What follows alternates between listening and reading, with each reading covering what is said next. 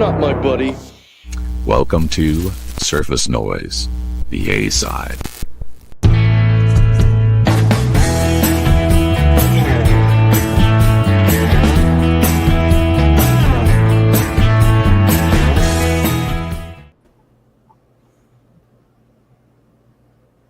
What's happened with Credit Karma?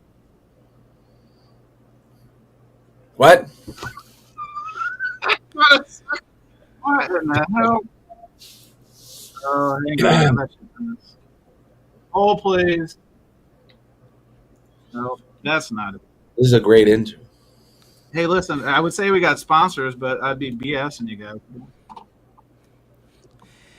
This show is now sponsored by Katy Perry in Space. You're nobody unless you're Katy in Space. Well, 11 minutes. Gail King is actually the special guest, so you kind of killed the story, Jason. Thank you. Oh, jeez. Sorry about that. As I told Groove Seeker, I'm trying a different computer because my MacBook Air, the camera is not as powerful, so you don't get to see my shining face. You just see a blurry face. So I'm going with the full MacBook today. I don't know if that's going to be an improvement. I don't know if we're going to lose viewers because you can see the shine. It's not a perfect You're just situation. trying to justify the soft effects that you've been using lately. Well, that's true too, because last week Arnaldo, I don't know if you caught last week's program. Last week's program was a last. No, I was down for the count. Right, that's right. Yeah, you're out of commission, but that was a 3:00 situation that they had to pivot, and so I jumped in and I went into one of these StreamYard studios, and half my shit wasn't in there, and I didn't know that, but we made it work. Rojas was here. We had illness. We were fighting illness. We were fighting technical difficulties, which we started this show with. So I do feel comfortable now that we had our technical difficulty out of the way. But I want to thank everybody's coming into the studio. Let's see who we got here. Denny SC37. Hello. Oh, now hang on. Kendall, are you turning? This is a heel turn from Kendall. He says the MacBook is overrated. Hey, this MacBook I'm on right now, this is Louis Golden's old book. I traded him some jazz records. That's how you do it. I traded him a bunch of those jazz records to make this happen. So we'll see if this is the right call or not. Now look at this. KR Patel says, first time, long time, love the show. Thank you. This is the reaction we want. So I know if there's going to be some venom or some of the hateful eight come in here, that's not what we're looking for. We're looking for this kind of love, and I appreciate it. Kimbo is here. Hell yeah. The only thing better than RSD is RSD shows. Well, look, we tried to wring all the water out of the mop last week, and then it wouldn't be vinyl community record collecting if we didn't at least recap our experiences in a short form. What do you guys think? A haiku? Can we keep it to a haiku length? Maybe just keep it really tight, and then we can move on because it was an interesting record store day. I think it does need to be. This is the show of record to some, so we do need to report the news and sing the blues. So the room is filling up. I appreciate it. I know that the Civil War continues. I know Steve Westman is coming on at the top of the hour to have the real reporting down. So we're going to get all the hootenanny and shenanigans this hour, and then the freestyle, can't compete. They're going to be talking about decimal meters and audio quality, and we're going to lose some viewers of that, which is fine. But we're going to be talking about all kinds of crazy shit. So make your choice. Make your choice. That's all I'm saying. This is Surface Noise. I want to thank everybody for coming into the Surface Noise sphere, because it is a circus noise sometimes. Concert Buddy at the ones and twos. Familiar faces here. Let's go through the introductions. First to arrive and still alive, it is the Groove Seeker. Chris, how are you? Great concert, buddy. Thanks for having me on. Glad to be with everybody. Pleasure. Deepest voice on the panel. Is that fair to say, guys? Do we lose to Big Daddy Cool here? Why he's still alive? Was missing in action like me or something? No. We're gonna get to you, Jose. Don't worry. We got spanking coming to you, and then we've got from the Empire State, down for the count last week, but he's back, probably better than ever. No, actually, we're going from the deepest voice to probably the raspiest voice. still have these ups and downs with my voice. So, but I'm glad I was able to make it. Hello, everyone. Hello, Concert Buddy.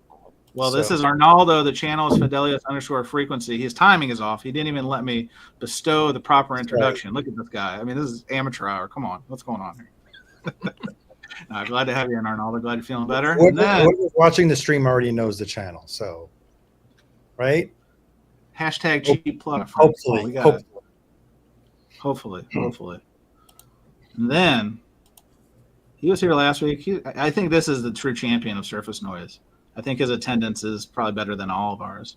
And that is, some call him the VC villain. Some call him Daddy Mac chillin'. It is Jason Rojas. Jason, good evening. Thanks for having me on, Concert Buddy. You know, in order to compete with that Westman stream, you need the best dB meter here, right? The best, you know, when you have to sit there and measure, you know, because some people, you know, they just can't believe you. You know, you need this professional dB meter here, you know. Here we go. I mean, Sponsored by Katie in Space. Katie in Space, really bringing it. I want to thank the folks at, was it Bezos International? The thing it's the rocket ship that looks like a male organ. So that's the sponsor, I think, indirectly. I mean, that's an impressive prop. Anyone else bring props? It wasn't on the call sheet. So Jason, you're already winning. You're already winning with. I mean, I don't even have a drop for a prop, to be honest with you. I mean, NWO. Yeah, I can play the NWO theme. I mean, I don't. That's all I got for the props. All right, and then that was like a dB meter of 8. Hollywood Hogan. That's a Hollywood Hogan reading. 8 out of what? 8 out of what? So we go from the prop master general to listen. We go from prop master general to what we were saying last week is potentially the poop master general, and that's Jose. Jose, we were speculating your long absence. Are you feeling okay? Were you having issues of the dietary area? Jose, welcome back. No, I've been busy with my band. I have practice normally around this time, but it's Holy Week here in Latin America, which means that everybody else is on vacation except me. So, you know. So you're here on the show of record, talking about records. Is that you literally made a choice? Faith, band. Well, I'm not Catholic, but you know, it is vacation. Government vacation tomorrow and stuff. So. So it's like a holiday, so the banks are closed, kind of deal. Yeah, it's a bank holiday. Right. But most people get like the beginning of Friday or Saturday, and then till next week. So shit, you come down. So I'm here because I was not gonna make my band go to practice. You know. What Jose is trying to say is he missed us, guys. I mean, there's no doubt about it. Jose missed being part of the circus. Yeah, but I have to ask them if we can change the rehearsal date. If not, you know, because I can't be at two places at once. Well, you'd be surprised. I could try. Yeah. Hey, Kimbo is here and he says we appreciate your sacrifice, Jose. So everyone already appreciates this move. Of course. And actually, this is a good call. Record Keeper 33 RPM says you guys need to put some tariffs on Steve Westman. Under consideration. We're going to see what happens if the Civil War becomes pretty rough. We'll see what happens. I hear that George Borden has chose sides. He's defected. He's a permanent defector to the Westman Enterprise. So George, I'm sad. Didn't he die like a year ago? Johnson's here, huh? Didn't George Borden die? Didn't we do like a tribute video, Jason, at one point? The answer is yes. No! Well, it's a great thumbnail, actually. You know, it's a great thumbnail. I mean, I'm not telling. Let me dig it up. This is my fault. I shouldn't even mention that. See, we're already losing viewers. Like BK is already leaving us. Like they haven't even started, Paul. So if you go over, they're going to be waiting at least 50 minutes. And if that's, I like when George Borden is at that show because he's just like this, and then he eventually he says something, and he goes, yeah. That's That's Jose. my You're impression. back, and impressions are on point, my man. My man. I hope. Can we get a Chad Cassim later? I'm gonna put it in now. I need to get that Jose For Chad later. Cassim later. Excellent. For All right. later, Well, we are out of ideas. We're bankrupt of ideas. So let's just go back to the well one more time and talk about Record Store Day 2025 in a brief. We don't have to do a haiku because we know some of these the Bleach Boys are getting in their panties about it. But let's just go quickly. Arnaldo, overall, how did your day go? Did you get everything? What were your impressions? Okay. Oh, I deep was sigh. Oh, that sounds like a long one. Yeah, Gotta the keep it side tight. because like I said, I was recovering and mustered up the energy to go to bed early because the clock was set to 4:30. 4:30. Get up quickly, get ready, be in the car by 5. Now the store that I typically go to, that I always go to. Wait a minute. Is this a day in the life? Are you reciting this? You No, know, it's going to be got very on the quick. bus Get there when by you were like 64. What? 5:45. It's 45 minutes away, and I'm 10 spots behind where I was last year, having arrived a half hour earlier than last year. So it's raining, it's cold, not 100%. So it did not start off very well. I was very grumpy, and at the first stop, I did not get everything I wanted. 2 were missing. And I was like really annoyed because I really didn't want to have to go to other stores and hunt down the last 2. But yeah, in the end, by the end of the day, I got everything that was on my list. That's good. And on the way to the second store, was it the second store where I kept saying, I'm not doing this again next year. I'm not doing this again next year. This is so not worth it. I am so over this. Oh, at the first store, I was saying it already. That's why you need the other 360 days of the year to get back in that frame of mind. So when Arnaldo didn't find the stuff at the record store, he was like this. You know? Exactly. He was Oh, screaming. actually, he turned I- green. Because you know? the two, It's just like him. Where's my Taylor? Taylor. oh, that store had plenty of them. The release that I ended up chasing was the Suede album, which I texted everyone, I think, on this stream. Correct. Because the store owner told me there's only one. And I'm like, out of the 22 people ahead of me, really does anyone know who Suede is?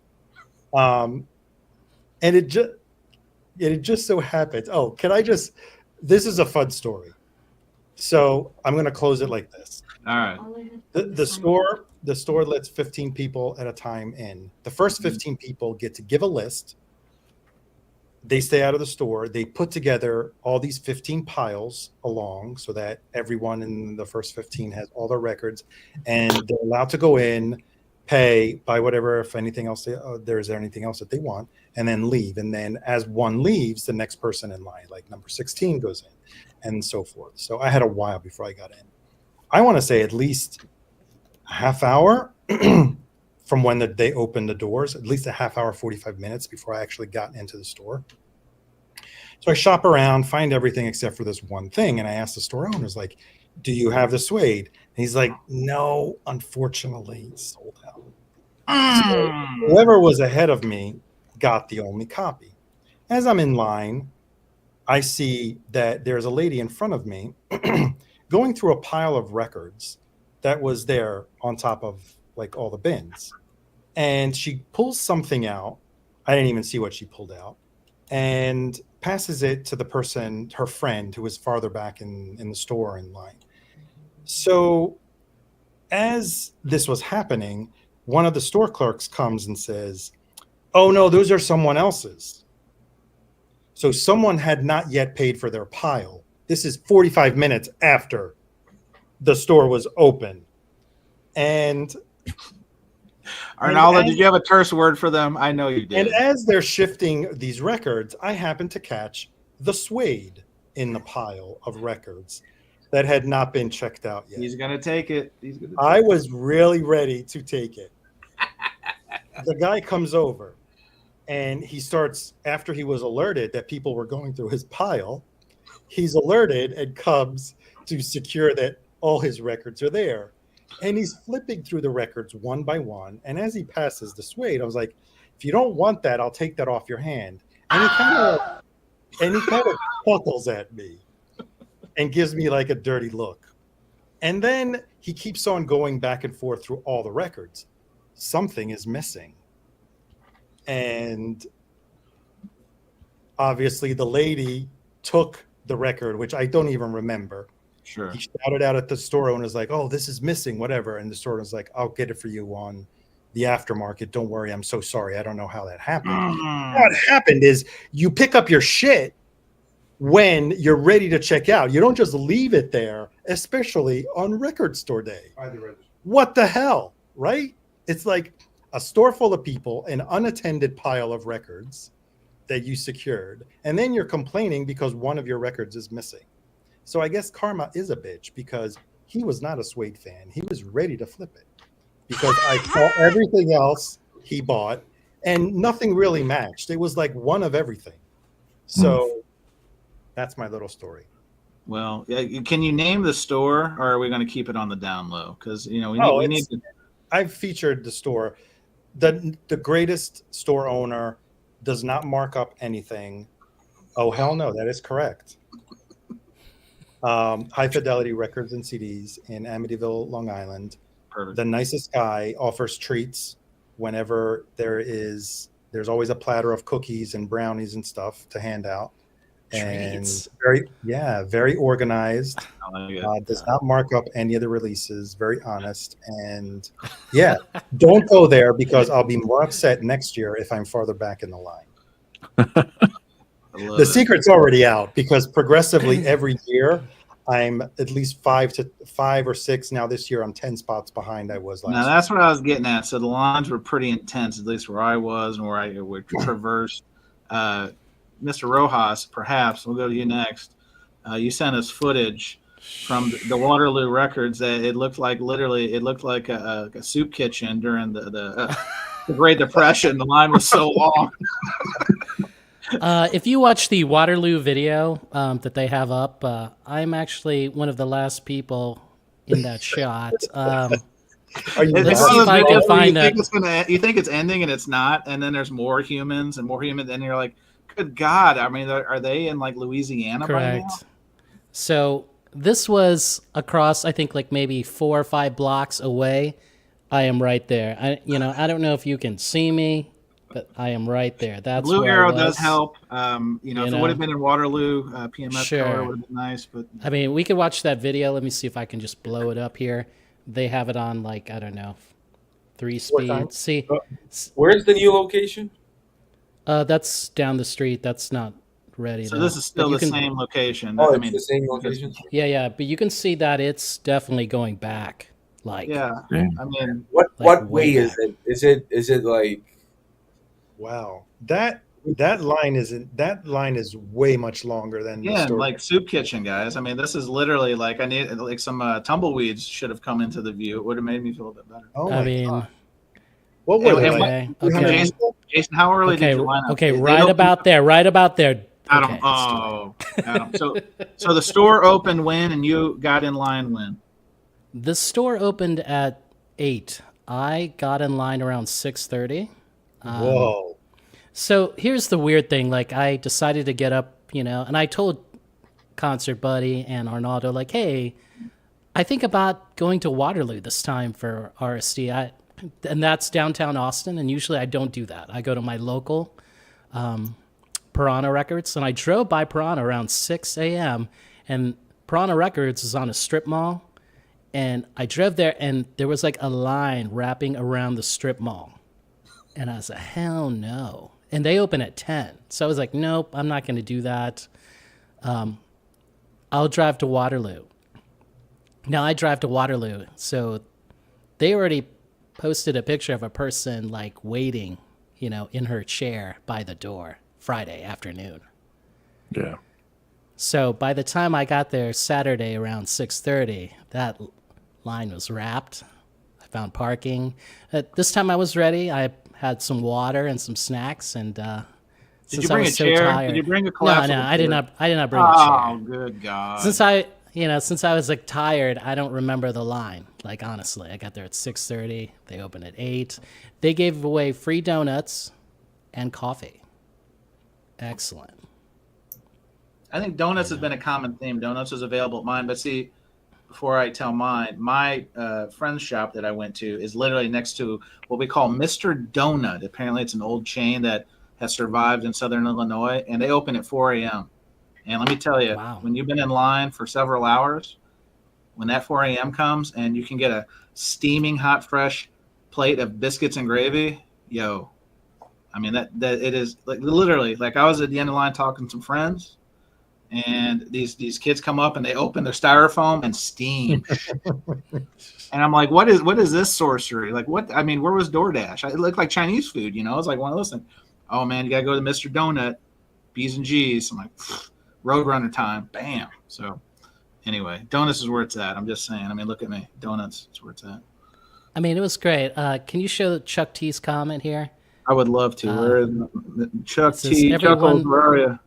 Oh, It says son of a everyone gun. was in line for the Starship picture disc. Can you imagine? Like I was waiting in that Waterloo line, and somebody asked me, "What are you looking for?" And then I would have been, I don't know, Starship picture disc. It would have been like, I mean, even Fithen, who was at said store that I went to, was even clowning on it. He was working that day. He even clowned it in his video. Cheap plug, Robert Fithen's RSD video, worth your time. the thing that I found out was that the two people that were like near the door, they were waiting for the Wicked, that exclusive, and they got it. You know, they were there Friday afternoon, and that's what they, waited overnight for. The store So- that I went to, the first person in line arrived in line at 11:30 a.m. the day before. Well, guys, I've got you beat. Jeez. And so I'm going to flash this comment. It's friend of the show, Kendall, the channel Spin Doctor and his Vinyl Mayhem. We sent one of our best from St. Louis to go visit Kendall, and they lined up at Lunchbox, Charlotte area, at I believe 8 or 8:30 on Friday morning. And when I say these guys did it right, they had a tent, they had a grill, they grilled steaks, they What? had a big old TV. Guys, I'm not making this up. I mean, this is maybe I'll show it in the freestyle. I mean, it was almost like they were starting a commune because they had was there potted plants? I mean, it was literally a setup of envy. And 8:30 the day before. So this is I'm imploring that setup to come visit us because I could go for a nice New York strip steak, waiting in line for some reckies. There he is. Here he is. This is our St. Louis delegate. This is Brian Glick. He said it's amateur hour with these get in line stores. 8:30 Friday morning. Go big or go home. Jeez. And Brian also is the one that got the New York strip steak, and I think he gave poor Kendall a ribeye. So that's all you need to know. But anyway, yes, intense. I do want to show what I bought. Sister Nancy. So if you're into dance hall, reggae, I believe she's among the first like MC, female. Fantastic, actually. The placement of the I- hype sticker is questionable. I got to be honest. Is there? The original goes for like I think over $200. So this was a like amazing, reissue actually. I know it's not grilled steak, but It's not pork chops either. Let's just be honest. Come on, that's a nice. I compared it to the original. I'll make the video, sure. This actually sounds a bit more brighter than the original. So kudos. Like whoever suggested they do this, kudos to you. Right? I like it. I like it. And I'll show one more. One of the ones that was shocking to me, Do it. and I did love it. Yes, it was 5 tracks on the Queen demos here from Queen 1, but that track Liar on here, that's smoking. I streamed it, and it didn't get, unfortunately, that's not the song that shut down my stream. It was actually playing Public Image Limited that shut down my stream. So, Unreal. Queen. I Here we like go. it. Oh, I've lost the image. There it is. All right. So now we go from waiting, blacking out in line to perhaps the longest line that humanity has ever seen to Groove Seeker. You had a different approach. Your approach. I mean, you didn't line up with the jackals. You hit it later. You wanted to see if humanity, the humanoids as we call them, to disperse. So tell us about briefly haiku form optional. Tell us about Mine's brief. Yeah, tell us what you think. Mine's very brief. I've waited in line on RSD once by accident because the Black Friday I had woken up very early and I said, let me go see what this is like. I knew going into Saturday I wasn't going to get online. Aubrey, my daughter, had activities all day, and I knew the one thing I wanted to get to wait in line for I wasn't going to get, which was the Pharaoh Sanders. So I was already resigned to the fact of it's going to be a pretty easy day for me. I get a text message from an area code that I recognize, but I don't have the number stored. And it says, I got the Pharaoh. Do you want it? And I look at the area code and I go, Chance? Yes, sir. So the day started off great. Record Jesus is here. Sorry, I know it's like, close to Easter. Come right down. So the Pharaoh is taken care of and procured for me. I left my house at like 2:15, got the Dark Side Records at about 3 o'clock. Left Dark Side Records at about 3:06 with everything that was on my list that I wanted. And that was my record store day. Easy peasy. But there's nothing that was going to be too difficult for me to get except for the Pharaoh. What we call a success story. And you know what? That same person might have found another Pharaoh for someone else. Just saying. There's a looming Pharaoh situation. So for some reason, everywhere I went had it. Like the first store I went to, my friend's store, we only ordered one. They're all after that Wicked, that Taylor Swift, that whatever. And here was poor Pharaoh. And if you had watched our show last week, you would have known that Chris and Jason and Beer and Vinyl Alex, that was a big hitter. Not for me this year. No, it's not my style. But there's that record. So come to the stack because I'm going to find you a good home. And then went to another shop. There it is again. It was an abundance of riches. So did not buy one for myself to flip. That was something else. But not that Pharaoh Sanders was for some reason in abundance here, and it was 1,500 copies, right? So it was already limited. But I'm going to challenge that. I'm going to challenge these numbers because if you recall, Jason, there was a record that Jason had talked about last week. The Jackie DeShannon, I believe is the name, said 900 on the call sheet. You get to the store again, a record I saw everywhere. 1,250 was on the hype sticker, and I even questioned that number. To be honest with you, yeah. So I don't know, but here's the real shenanigans. I'll make my shiny face big for this one. We'll get to Jose. JJ Gray Mofro, one of my tops, said 900 copies. Okay. So when I go to my friend's shop, my friend Riverbend Records, shout out, Billy Hurst, does it well. He'll give you, he goes through the line before they open, you get your top two. And assuming one of your top two is not taken by the people in line, you're good to go. And then you go in and they pull them aside for you. They're waiting at the counter. You can get in. And then it's general, find your stuff. I did ask about the Oasis box set. It was gone. I was 12th in line. Numbers, he had 2 copies. Number 6 and number 8 got him. He was quick to tell me. So then it changed my trajectory. So JJ Gray and Mo for 900 copies. That was one of my asks. I get in, a couple copies. Friend might have got another copy for me when I was there. I'm telling on myself. Then I go to the next spot. They've got a couple. Then I go to the next spot. They've got a couple. And I'm hang on a second. I could see regionally, it's a band based out of Jacksonville. If it's Florida, it makes a little bit more sense. Here's the Grey Poupon of the situation. 3 o'clock in the afternoon, go to the last shop. 9 copies at 3 o'clock. They opened at 10 o'clock. So I'm calling funny business on some of these numbers because Jackie DeShannon, I don't know what the Pharaoh 1,500, I don't know. Definitely JJ Gray, not 900. When one store literally had 9 copies, I did a flip video because I didn't think anybody would believe me. It was unbelievable to see. Yeah, Brian Glick is testifying from Lunchbox had 7 copies. So there's over 1,800 independent record stores nationally. I'm maybe ballparking it. The math don't math. So anyway, that's another. Maybe when we recycle this topic again next week. Can I add a footnote?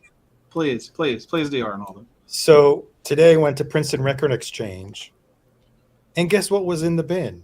Easily available for $10 cheaper than what I paid for it. Oh no! Oh no! Wait, The Suede. So it's like, oh, kind of like rubbing it in, right? That's it.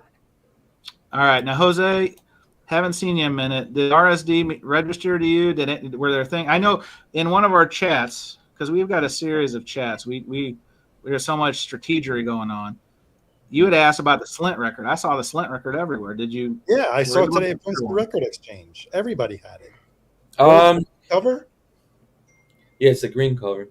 Yeah. Well, I actually saw the list and I thought about it a lot, and to be honest, I really didn't need any title, so I didn't buy anything this year. As simple as that. I mean, the Slint, there's nothing sad about it. It's for example, the Pharaoh Sanders. I have an original Japanese pressing. The reissue. The Grateful Dead bootlegs. Like I heard both of them, and they were like, didn't need them. The Slint, they released the record on the original mix, and the one that it's on Record Store Day is an alternative mix that already came in a double LP set.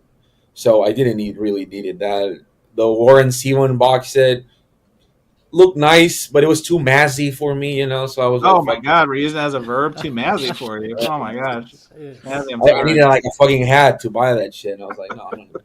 Mazzy, I'm sorry. They've turned you into a verb. I don't know how this. Yes, the verb. The verb one probably I didn't saw that one.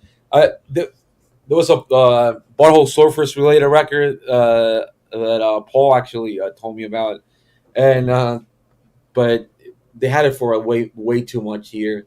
So I don't know what I essentially needed. I just too many. There you go. He's here. He is embracing. Mazzy, 10 million views later, you've become a verb. Verb, Mazzy? Do you think Mazzy, when he goes to like records today, he's like looking all the records he already got for free? And he's like, oh God. No, I'm fucking kidding. But yeah, so I didn't buy any. Well, that answers. Kevin had the question. He thought maybe you'd be into and I'm going to butcher it. Los Gavias. Was that the? I mean, I'm sure I. Los Mirlos. Yeah, man. Whatever you just said. Yes. Los Mirlos. Los Mirlos is playing Austin in a few weeks. Oh. I actually thought about that one, but the original one is like $100 and has a better looking cover. So there were 2 regional records here in Mexico for Record Store Day, but I'm not gonna get into that right now. But basically, it's a bullshit. That's what I want to say. And the sticker price for the regional records here is $75. So that's bizarre and weird, and I don't need that. So yeah, that's what we call no, thank you. That's the town for the El Paso. See, Mazzy's embracing, embracing the evolution. Thanks for the shout out, Jose. Give me some of those free records you don't want, Mazzy. Thanks. Oh, Los Jaivas, yeah, that one I saw. I think I saw it on one store, and I didn't got it. Again, the original record, it's not that expensive because I think it was like $40. Even on Waterloo, the next day I was like, maybe I'll get that one, but it was like $40, and I was like, and I will say that the only actual record that I would have bought, and if somebody sees it, let me know. It's the fucking Snoopy. the I only saw one copy, and I never saw it. Yeah. Guessing whose pile it was. Oh no. Well, that record is going for like 150 right now. I know. That guy knows very well what to pick. So before we jump off this topic, so Jose, you gotta sit this one out because you sat out Record Store Day. What is the verdict? Because I think this guy definitely did not see the Wicked being so coveted. The Taylor, the information was out there. They made more Taylors than they made Coca-Cola cans. I mean, that was not an issue. the Harry Potter surprised me. A lot of youngs. I appreciate when you bring out the youngs because it's a good way to indoctrinate them into the hobby, but it's also a good way to juice up the line with new blood because you get tired. I got to be honest, you get tired of seeing a lot of the old graybeards, and especially one of my shops. These guys, it's a ritual for them. It's like eight of them, and they get to the place the night before. They camp out, they reminisce, they tell the same tired war tales, and then they leave with giant stacks of things. You know they're not going to listen to all that stuff. It's eBay paradise. So, Mr. Rojas, what title were you surprised was so popular? Surprised that was popular?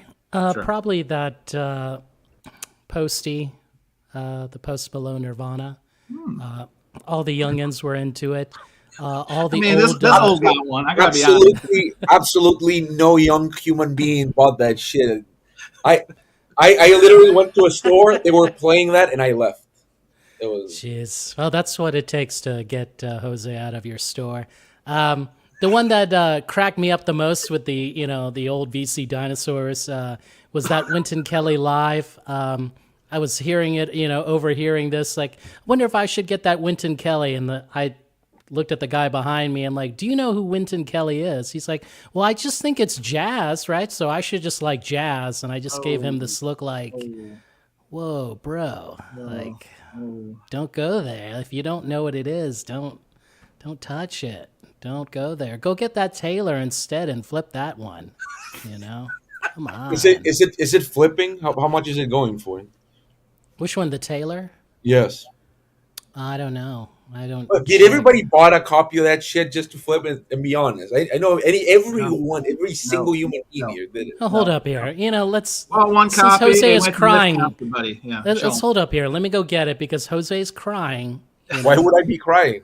We need the Symphony of Tears now. I did cry. I grabbed one. You know what? I grabbed one. Yeah, this is for Jose here. Is that shit sealed? Let me see. Is it sealed? Baby, it ain't sealed, baby. I opened this up for you.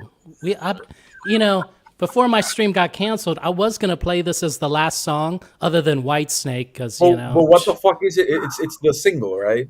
Yeah. Fortnite. And what's in the other side? Fortnite. Ready? The same The song? remix. They're running out of ideas and that shit. Shit. Hey, it's called RSD. What do you expect here? Yeah. No, because if you remember, even I remember how like 2 years ago was like a sessions thing, and that's more original than fucking whatever. I don't know. All right. Man, I'm just gonna let you know that if Jose was the RSD ambassador, watch out. You're gonna get a lot of toilet music going on. Jose, I'm nominating you. I'm hereby anointing you the VC ambassador for Record Store Day, Black Friday. By the way, I know it doesn't have anything to do with Record Store Day, but Butthole Surfers just announced a live record, and the artwork is AI generated, and everybody in the fucking comment section on Instagram is like depressed as all hell. So just the Butthole Surfers newsletter for you. Jose, it's one of the best band names of all time. I'll allow it. I do want to read this comment from Dom seeking a thread. He said he decided to sell the Pharaoh.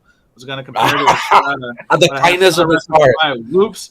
Did buy 2 other releases though. I mean, listen, it's part of the gamesmanship. Don't worry, I'll make the video. I actually listened to the first side and compared it to the original, and I have the Japanese. You'll see. I actually really like that record because Sonny Sharrock is there. Yep. And it's a weird title for Record Store Day because it's definitely not in the top 5 most famous Pharoah Sanders records. But what are you talking about? This is one of the best Pharoah Sanders records. Get out of here.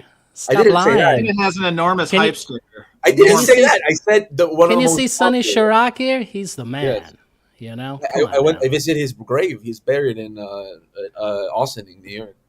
I mean, this is Sonny Sharrock after waiting in the same RSD line that I did. Look at his face. Jeez. Actually, it's interesting because that record. If you've listened to it, it starts like and at the end it's like noise, right? So Correct. It's very nice. So, So, I that, mean, that look, again, this is a great that look's in the release middle. on RSD. Like, come on. No, but what I said is definitely not in the top 5 most popular Pharoah Sanders records. Chuck T says size matters, hype stickers. You're damn right. And that is an enormous hype sticker. That is not playing around. I can appreciate Wait, did you that. post that sticker on the actual record? Yeah, man. Yeah. Oh, Well, you see now. What is this? What wow. is this? Wow. I'll probably sell mine Andy because says I paid way too much for a Minty Oh. OG. Jefferson. I Oh man. Well, I have the Japanese. So of course one. it gets reissued. He says. But I bought mine for like $30. It's fine. So we got Jazzbomb Chris says it was a Strata release, not a Pharaoh from his discography release. Okay.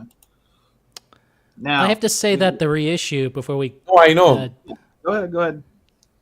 this sort of mutes that noisy part on the second song, and I'll do a video on it. I know that second track's like 10 minutes, but after talking with Chris, the Groove Seeker, he was like, let him have it. So there we go. We will do 10 minutes Is the yodeling record comparison.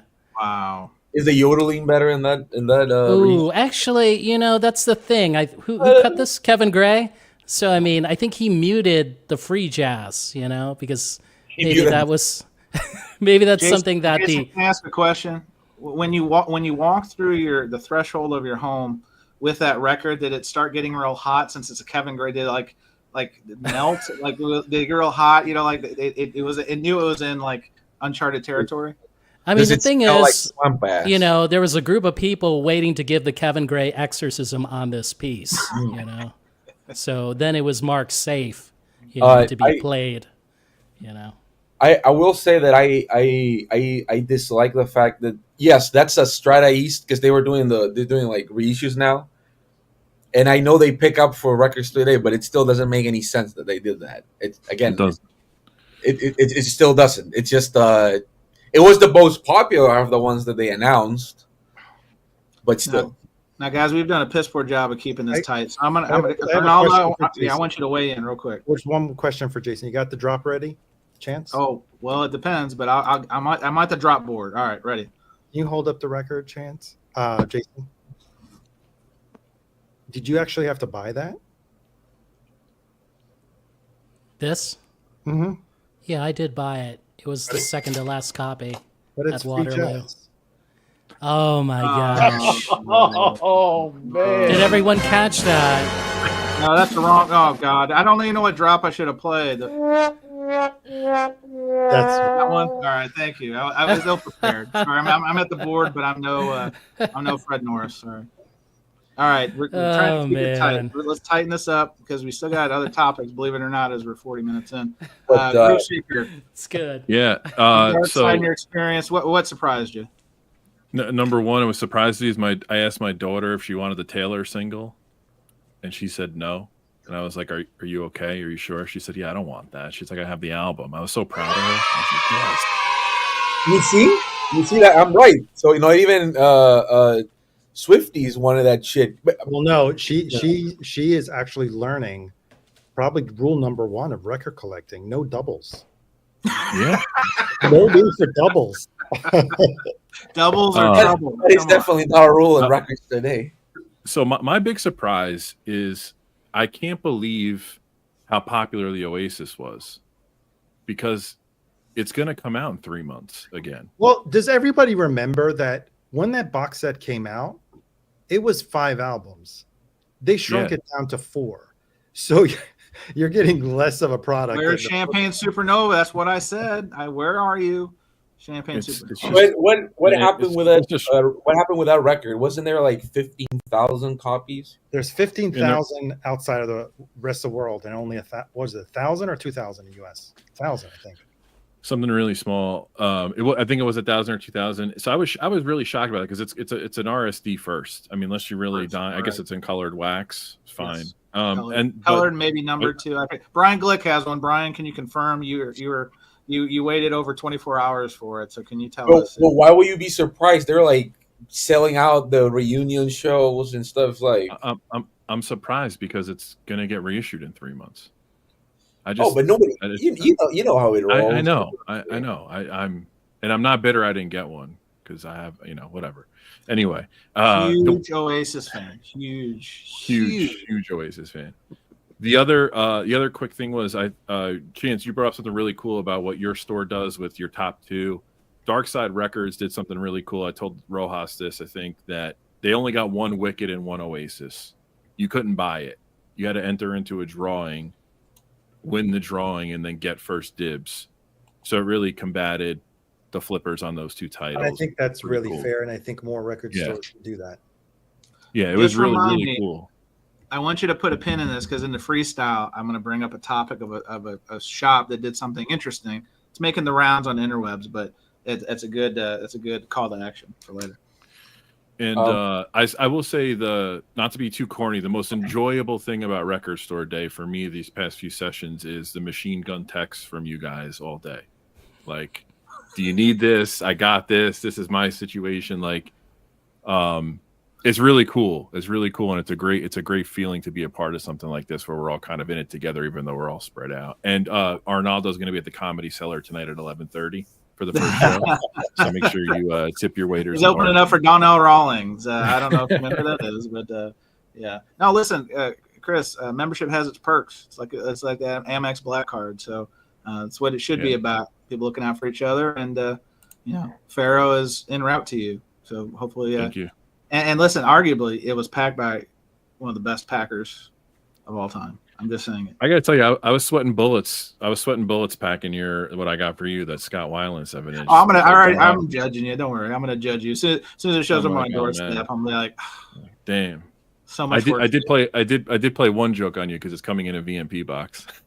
Oh no, too soon.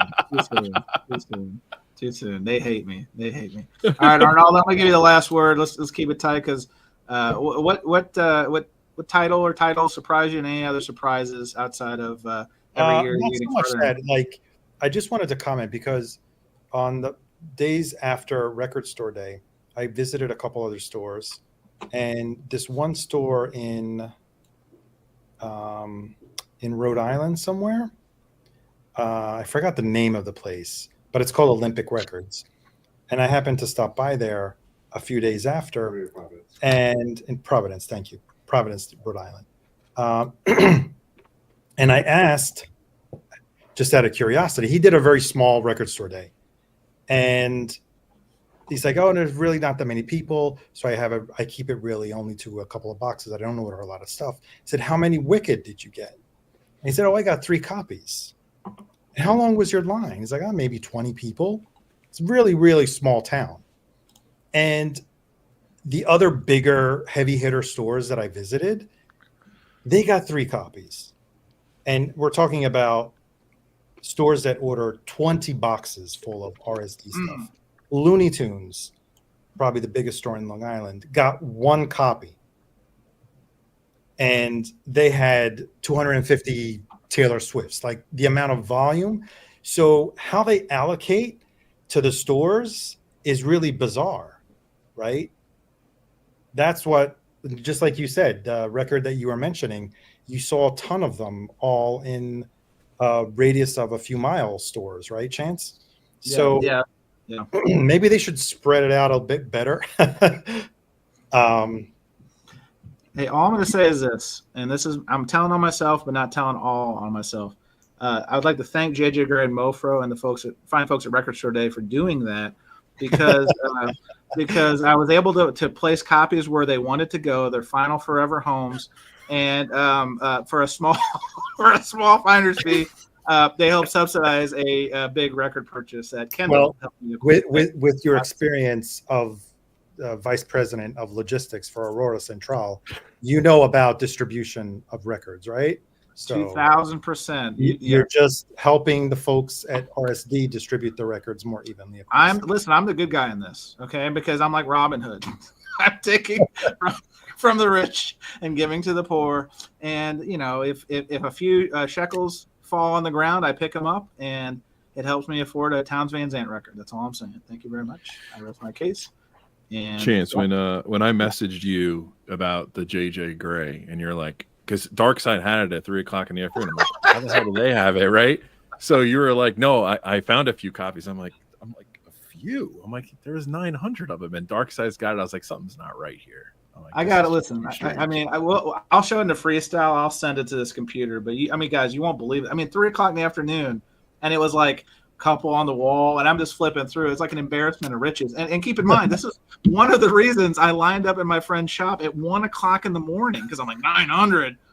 He said he had 4 copies. I'm like, I think I'll be okay. But and like the guys were saying, people are lining up the day before, and I'm like, man, could it be JJ Gray fever is caught?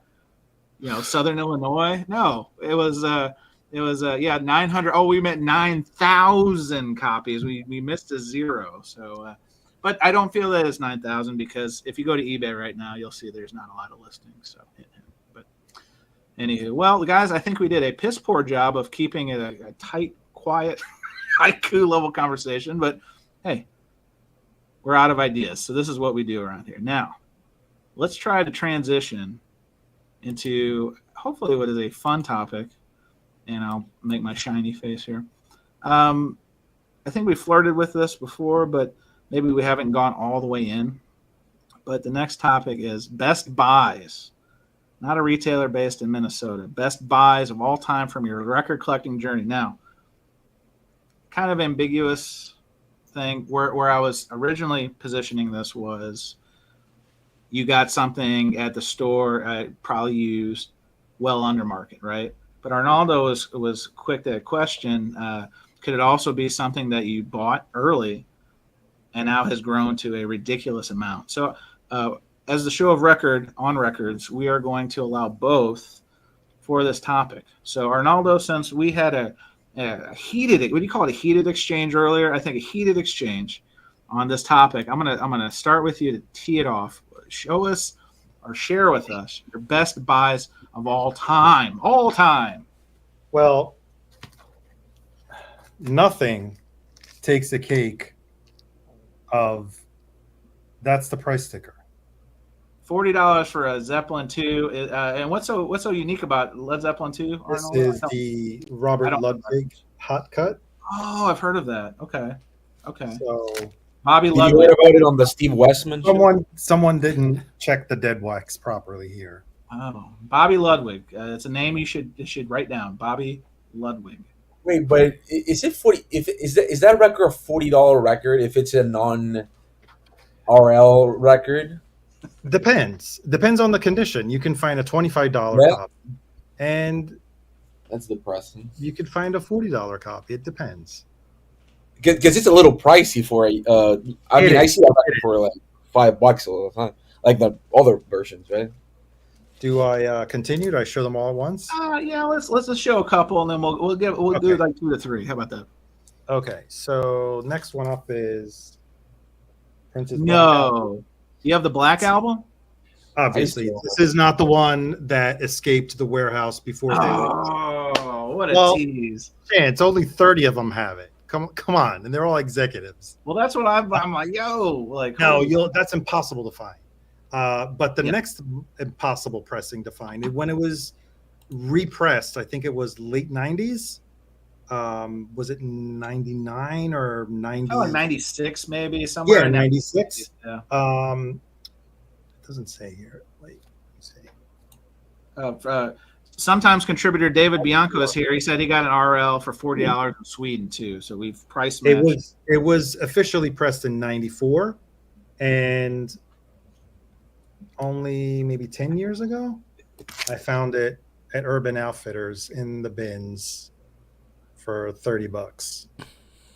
Urban Outfitters. Yep. They were doing a thing about used vinyl here in New York in one of their flagship stores. So this is when they were also doing used vinyl. And yeah, I think this was fairly under market and is even way up more under market now. Lucky. That's right. Yeah, I got lucky. Every now and then you do get lucky. All right, you got one more? Let's Oh yeah, one more. Let's make it an even for, as I said. All right. The store that I went to in Providence, Olympic Records, I got a great deal on this. Bedtime Stories, Madonna. There you go. Bedtime Stories, the promo pink that came out. Now, there's an interesting story. not because it's a bedtime story, but go ahead. Jeez. Arnaldo's I working know, on right? the Free deal. jazz, bedtime stories. Just, yeah. It's a Frankenstein copy. Jeez. So you can see here it says made in Germany, but it's the pink, which is only a US DJ promo.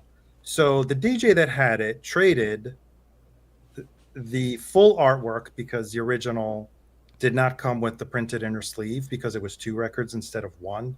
This is spread across 2 albums. The official version that came out in the EU was only on black vinyl on 1 vinyl, but it had a printed inner sleeve.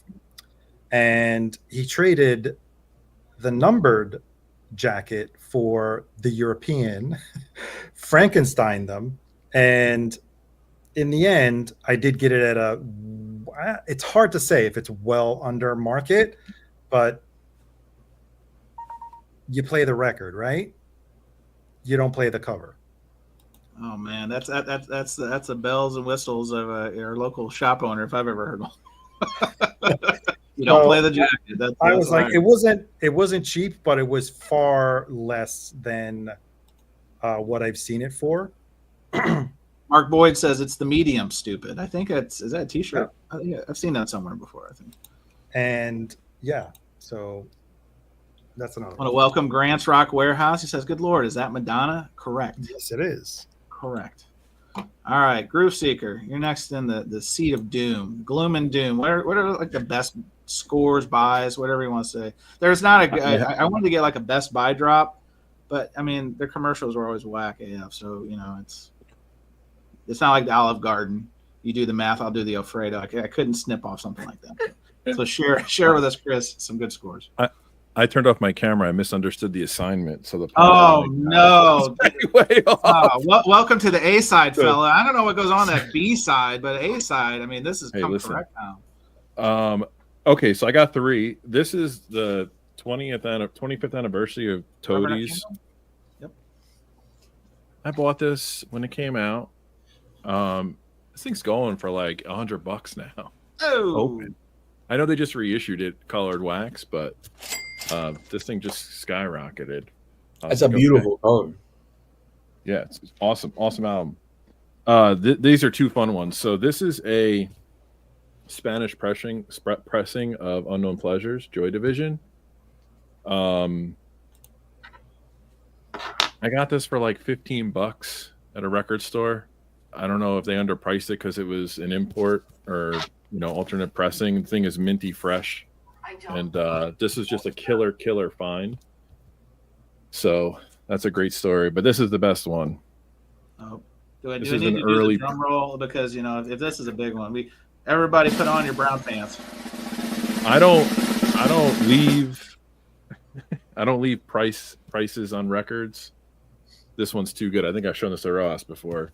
This is Television I got for $4.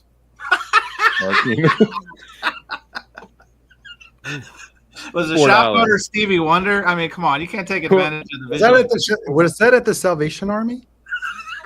No, this thing is. I even left the sticker on the actual label here. Where did you? It was there. $4. Was this at Jose's Tomato? Is this the Tomato Lady? Tomato Lady? Did she do the deal? This could not have been a record store. This is. It was a record store. It was. That's all I'll say. It was not one I go to often. Called a record store. I think they're out of business now. I wonder why. $4 on this. I for today, and they were playing all this music I never heard of. That's right, Homer. I got such a good deal on this a few years ago that I actually bought the Rhino Hi-Fi. That's like hey, Chris, we got a real important question. Chuck T says, "Is that the one mastered the way they wanted it to be heard?" Yes, that's why it's only $4 because it's the artist intent version. Not $40, $4. $4. Yeah. Wow. So those are 2 amazing finds. And the one that I just never expected to skyrocket in value. Grant says I've got that CD. It cost me $1. So 4-time multiplier, and you'd be up in the big leagues with Chris. Okay. Yeah, I like it. So All right. Those are some of the great. Jose, ones. you want to go next? I feel like you're ready. You're like a caged puma. What's some of the best scores, the best buys you have? Let's keep it at 3. Let's cap it at 3.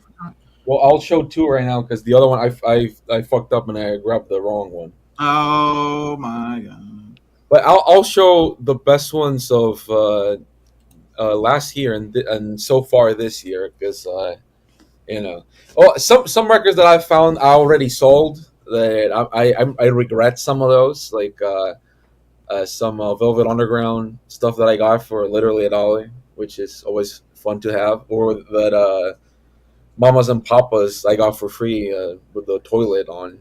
So those are always fun. Or your Tracy Chapman for $5. I do remember that in the I've gotten that for like 3 times already.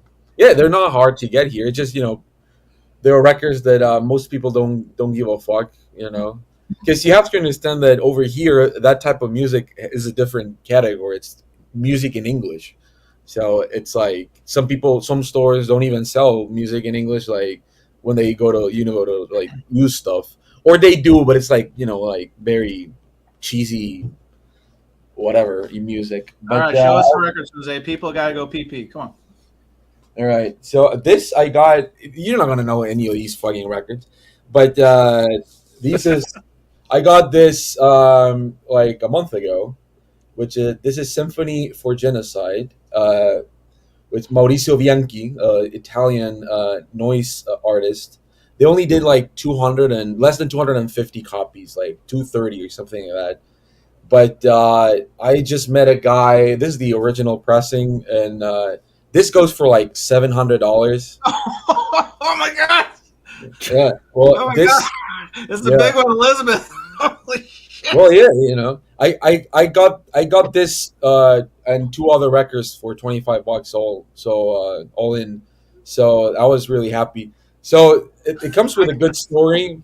It comes with a very nice story. So it's this guy that he grew up in a very rural part of Mexico, and he used to go to Mexico City, and he didn't even have water or electricity in his native town, but he used to go with a friend to Mexico City, which is like 20 hours away in bus, and 1956 whatever when he was born. So when he was like in the 1980s, he used to go to Mexico City with a friend, first time he ever been, and he used to go to record stores and look up phone numbers of artists, and he would actually call them and be like Mexican artist, and he'll be like, hey, I'm in town and I want to get some records. So he would get a lot of records cheaper because he used to call the artist, and I forgot that was an actual thing.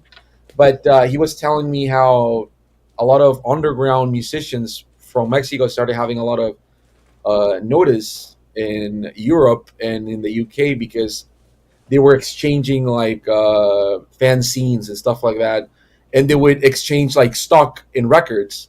So they would have these booklets of music, and they would just buy everything in the booklet just to and once they got here they were like, oh, I want this, because there was sort of this community that was really Jose, we got a question. The record keeper 33 RPM asks, Symphony for a Genocide, Yes. is that power pop? Yes, of course it is. It's do you know Blondies? No, but so it was a very interesting approach that I didn't know. Like it was such a niche thing that it was just like 50 people that would buy in bulks like experimental music in Mexico City. Once they come here, they would like trade it or whatever, and so some people got a lot of records and they were already bought it, and like they didn't really wanted it. So most of these are like in mint condition because they didn't listen to them. And I'm a guy that I did some audio work for him, digitalizing some stuff. He had that, and he just sold it to me. Like what he told me, like, just give me whatever, and I was like 500 pesos, and I was like, yes. So he sent me like a bunch of records. So All right, Chuck T says I could buy 2 Wickeds for one of those. That's math. Math is mathing. Yes, sir. You can buy under like a Big Mac for that shit as well. All right, give me another one, Jose. Oh, all right. In that same vein, this not the same seller, but I befriended a record DJ here in Monterey. Look at this cover, by the way. It's like, That is the Cialis of covers. Is that the anti-Cialis of covers? no, it's not actually a cover. It's so because they wanted to maintain it very. Xerox print. They wanted to have it like a little bit cheap on the cheap side. These sort of things. It was just paper and this like PVC type bags, right? But this is like a $500 record. But And what's it called, Jose? What's the title? Los Valses de Alejandra, the waltzes of Alejandra, which was a label that only released four things: two cassettes and two LPs, and this was one. So this is a experimental record of waltzes between artists from the Netherlands and Europe and Mexico, and it's a very nice and beautiful record. But it came signed by most of the people here because I got in contact with which is something that I think most people don't do, but I did. So I went to a store and I bought some records, and I saw that a lot of them were signed to a specific guy. So I look up that guy on Facebook, and it was like, "Hey man, did you sold all these records to this record store?" And I was like, "Yes." And I was like, "Do you have any more records?" And it was like, "Yes." So I went to his house and I got whatever was left, and whatever was left was the most expensive record he had, which the insert actually comes in those like very old timey, like fax. That's called the They're dot not- matrix dot printer. matrix? Okay. Is that a printout from Apollo 11? What is that? Is that? Yeah, and it's numbered. So this is what 223 out of 560, which is such a odd number. So what Jose is showing for our visually impaired folks is, remember the old printers back in the day, 70s and 80s, that would was that called LaserJet? I don't even know what those printers are called. Not but Matrix. yeah, I don't it know. was. Yeah, and it had the hold paper on the side. So Jose literally is showing something that was probably they probably printed those off at Studio 54. Yeah, It was a but tablet and hammer 2000, I think. That's what it was. but yeah, so those are two that I got between this one I got last year and that one I got a month ago. Killing And it. the other one Jose. that I wanted to show, I'll show you later. But yeah, Love it. experimental music, and I'll say that a lot of experimental music. The good thing is that people actually take care of their records because they were not party records, Of you course. know. So they would play them specific occasions or whatever, and they make it out alive, you know. All right, good showing, Jose. You've got two records that could almost buy a Buick. I love it, Mr. Rojas. Now And I don't have a car, so that would be nice. So this is the warm up, because I can only imagine Jason has told stories on this program No, I'll about just go free easy. records, and so what? Give it to We'll us. start with the I free already know- one, okay? I already know two of them. No, don't worry. For the show. Yeah. So the free one I got, if you don't know me, I really love early rock and roll, like that whole 50s thing, because each of those artists sounded different. They weren't copying each other. They did their own thing.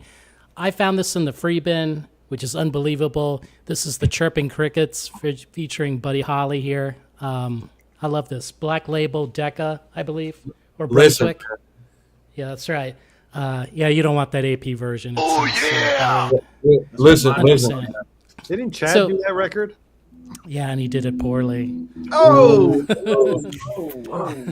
Somewhere in Going back there. Salina, Kansas, somebody Yeah. passed out. So he said that. Elliott's coming in. I don't have a siren. Maybe I do. He says influencer alert. Elliot Cruz is sounding the influencer alarm. Shots fired. I know, right? Whew, look at that. Free. So this is great. You know, it's hard to get this. I don't see this every day. No one does for free. I think this one's Jason. what, from 57, 58, I think. Just the other day, I found one, Jason. I forgot. All right, He so hasn't been able to show his face. He was so embarrassed by his riches. Yeah. Oh, another one. Oh, again. Not again. Not again. So here's the other one that I found, I think, for $40. Ornette Coleman. Now, the cool thing is, yeah, it's the original, but what they didn't know was that, if you can see here, it's To Jim, signed by Ornette Coleman himself. So They missed out on it. That was probably like a heroin deal or something. Man, with the tomato lady. So Sign for 40, Ornette Coleman, great. Yeah, I don't know if you can see that. Have you proofed it? Have you eBay proofed that? Yes, yeah, definitely. I called Chad, right? And I said, "What can we trade this?" And he said, "We can trade for the AP crickets." And I had to hang up that call. No deal. Listen, look? I've been away so long from the VC. Have those fucking sorry for the swear, by the way.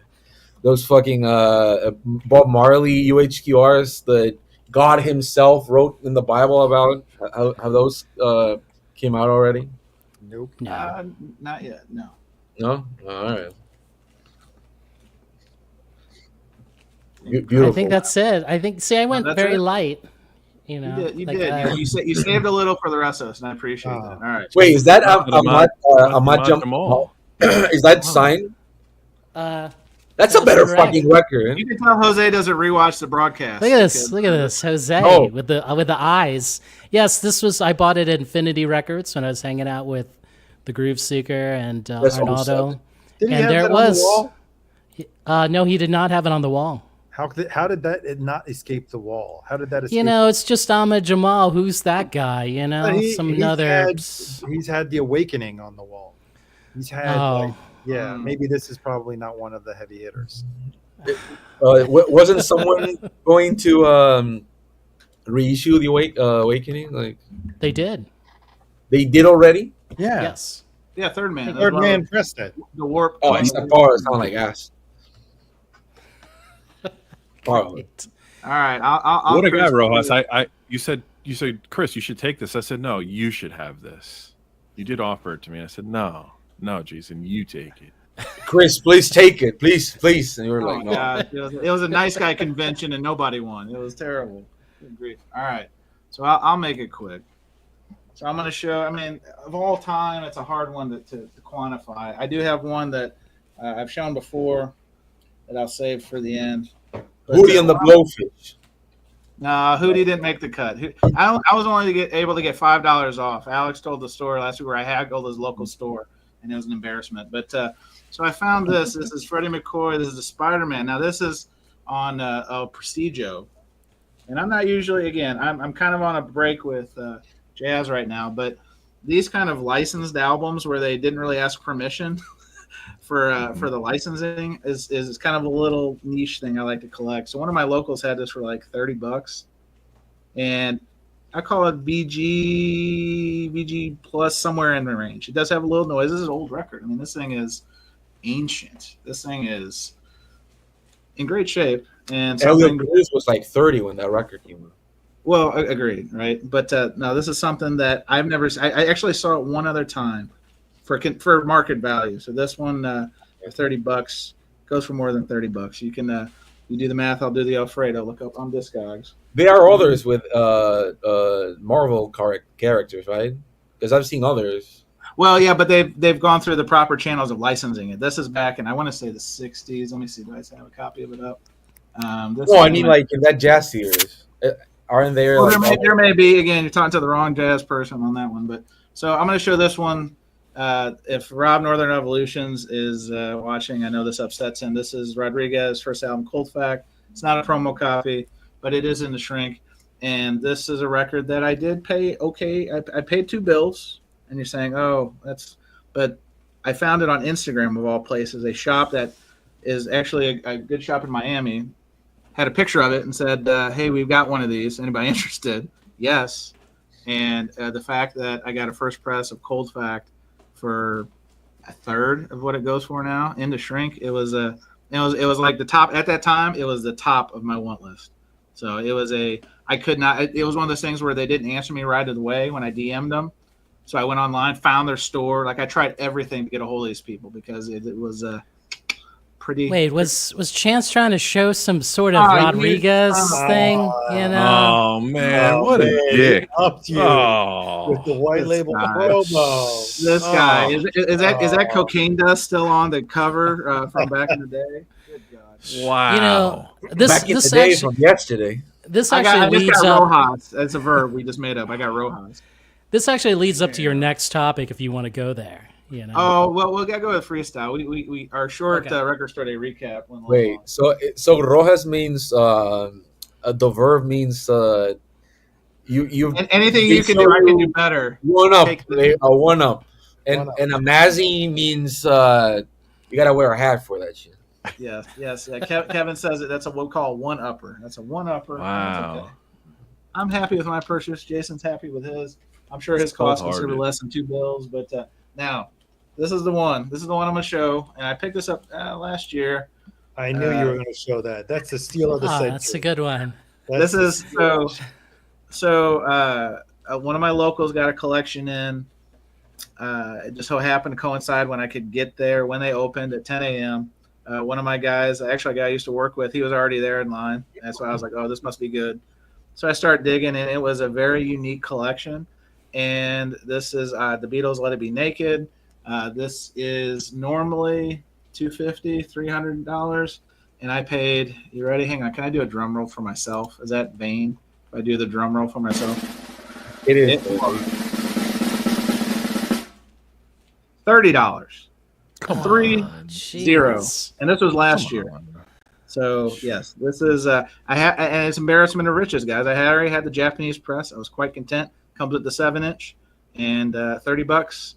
I had to look around. I thought it was a candid camera moment, and I literally stuck it in the middle of my pile because I didn't want anyone to think I was up to shenanigans. But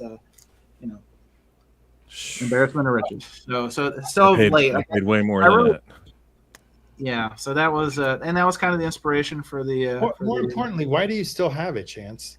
If you have the Japanese pressing, why do you still have it? That's a Before great it question, gets- Arnaldo. Before it gets repressed and the market value goes It's down, never gonna get repressed. you never know. Never say never. Well, It's interesting well, you say that- that because that could actually be a terrific segue. So I hate. So hold that. We're going to put a pin in that. Why haven't I sold it? I will get into that on the freestyle. That's the deep tease. So we're going to Yeah. cut out podcast proper. Wait a because minute. we're not going on.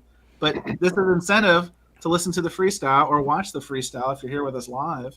Because the freestyle, if you don't know, now you're about to know. We put that out on Mondays on the pod. So it's a little rough cut. It's not as much editing. You know, I do leave a lot of ums and some of Jose's curse words in there, but you should check it out. Anyway, we're going to wrap up podcast proper. Don't go anywhere. I know some people have already abandoned us for Westman and the decibel. Jason, do you have that machine? This is the only thing that may bring them back to the mothership. We need to. We're paging all audio files. Can you please come back to surface noise, please? Well, I want to thank my guests. Again, stick around. Freestyle is coming up. But this is where we close podcast proper. I want to thank my guests. Arnaldo, Fidelius _frequency is the channel. You should know it by now, like you said. If you don't, that's on you. Arnaldo, thanks for joining us. Thanks for having me, Concert Buddy. Jose, Moreno, Ron, it's always great to have you back in the saddle. We've missed you. We made some poo-poo jokes at your expense last week, but you didn't watch the show rebroadcast, so you'll never know. So, Jose, great to have you back. Gracias por tenerme aquí. Por supuesto, amigo. And then the Groove Seeker, Chris, he's doing that B-side thing too long. We're trying to recondition. We're trying to rebuild him into the A-side material. So Groove He's Seeker, waiting for the game. That's what he's doing. Groove Seeker, thanks for joining us. Thanks for having me. And then Jason Rojas, he's got props. He's got a signed Jamal record. He even Rojas me on Cold Fact. And Jason, you're still my guy. Concert Buddy, thanks for having me back on. You know, one-upmanship is a cold fact. Oh, and that was the wrong drop, but you know how it goes, guys. All right, so we're gonna transition. Hang on, I got to do this, and I got to do that, and I got to do all of this. So freestyle. Hold, please. Take this off. Take that off. That's the spins version. We got to do the A version.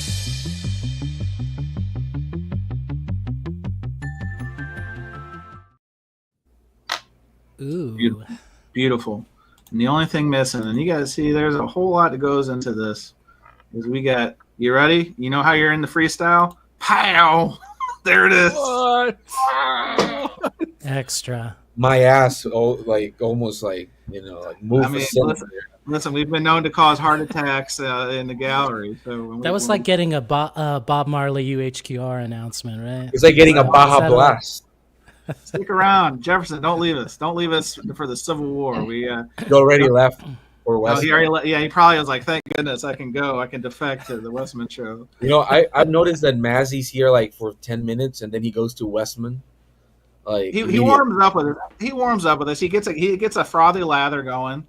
He has a couple of martinis and he's ready to rock and roll. And so he literally walks onto the stage at Westman's and he is hot take factory because of us. Let's just be We're honest. we're the opening act. Right. And sometimes I hate to say it, the opening act is better than the main thing. Oh, whoa, whoa, I have a, whoa, I have a question for the whoa, panel. whoa. Who's Westman? I just went there. Went there. No, Steve's a good guy. I like Steve. All A right. guy up so north. we do have more records to show because that is a charge sometimes that we don't show enough records, and I'm sure we can accommodate the masses and the lasses and the stinky asses. But freestyles where we kind of if we have any run over topics, which we do. I don't know if Tom's still here. High Rant District. Tom, I know you hate the name freestyle. No, we're working on it. We're going to figure out how to make this work. But for right now, it's still the freestyle. But we did have a leftover topic because we did run a little long. The enthusiasm for Record Store Day hadn't waned. But the yin to the yang of the topic, we were talking about best buys of all time. This is kind of the yang to that yin, and it's the one that got away and isn't coming back. So I'll tee it up like this. I can think of one record that I was interested in. I could have bought it. But at the time in my collecting journey, there was no way I was going to spend that much money on a record. And so I put my snaz up and said, nope, I'm going to wait. Because Jason does coach and talk about patience. And patience does pay off most of the time. But obviously we can't show these records because we don't have them in the spirit of the question. But I'll just kick it off, and then this will kind of lead the way. Because our friends at Colectco actually have a copy of this record now for $1,800. And that is let me see if I can show this. It is a record that came out in 2014. I'm going to tease it as I please it. Hang on. Let's go share screen. Look at this. Look at this. Look at this. All right. So this is Friday the 13th. Maybe you've heard of it. It's a película de horror. Is that, Jose, did I say that right? Película, sí, de terror, miedo. De terror. All right. So this is a record that Waxwork Records does a great job of doing like horror reissues, for lack of a better word. And so they did this series, and they started this one out with the original Friday the 13th score by Henry Mancini, or Manfredi, I should say, for me. And the story behind this is that there is. Let me show you. Mancini is the guy from Breakfast at Tiffany's. I know. Listen. It's late. I know. I know. I'm a reflection of perfection on the outside, but sometimes I mess up. I gotta know. So, what's unique about this record is this is their first foray into liquid-filled vinyl, which you've seen, which can go sideways real quick. And the urban legend is it did with this one, to the point that only, I believe, 70. Now there's a the urban legend was there was only 75 that did not leak in transit. That was the urban legend at the time that I learned about it. Now there's 158 people claiming on Discogs that they have it right now. I don't know about How many did they press? how many did they press originally? I don't know that number. Let's just call it 1,000, something like that. But the urban legend was these things were breaking and leaking in the boxes in transit. So it's a cool execution. I mean, because it's supposed to mimic blood and it's supposed to move around in the record and you hold light, like that appealed to me. The urban legend also appealed to me. But then when it came time to step up and buy this record, it was like the cheapest I've ever seen it. True story, is like $600, and I just couldn't. Couldn't. it's still probably something I couldn't do. But as I kind of teased, our friends at CollectCo have a copy right now for $1,849, accepting offers. So if you would like to put Chad's future children through college, at least the first semester at University of Tennessee, there you go. Listen, man. So knowing what I know now, and again, $600 is crazy expensive too. But yeah, this is one that I will never get. I did get the reissue of the reissue that doesn't have any filling in it, doesn't have any liquid in it. But yeah, so I'm sorry, Friday the 13th, blood filled. I am never going to be able to bring you to the collection. So that's the kickoff. Chris, since you're the aspiring rookie here on A side, why don't you give us your version of this? Oh, you don't want to see me like that. Whoa. Let's go. The one that got away. About 2 years ago, there was a store in New York called Big Jim's Records, and he was a legendary dude. He passed away, unfortunately. Someone else took over his operation and moved the store further north where I am. Just a really connected guy to the music business. A lot of what he sold was his personal collection in his store. Just an incredible curation of things. The store had a sealed maggot brain. Oh. How long ago was this? 2 years ago. Okay. 2.5 years ago. It's a grail record for me. I don't have it, and I passed on it many a times because I'm really looking for nice condition. So there it is. I offered the guy, I said, I'll give you $100 if you open it. Whoa! Even if I don't buy it, like, open it for me. Like, I want to know that it's okay. You know, sealed Vinyl record. Caretaker. We've got a new channel. Vinyl Caretaker is coming at you. I mean, think about this. You're going to drop that much money on a record from that long ago that's sealed. It's an insurance policy. So and if it's not okay, he gets his 100 and he can still sell it for a decent amount. We went back. It was like I offered it. He's like, I don't think I could do it. I'm shopping. 45 minutes later, I'm like, what do you think? He's like, I'm not going to do it. I said, all right, I'm still shopping. I go back. I'm like, come on, man. Like, I come in here all the time. He's like, I just can't do that. I said, okay. So I didn't purchase it.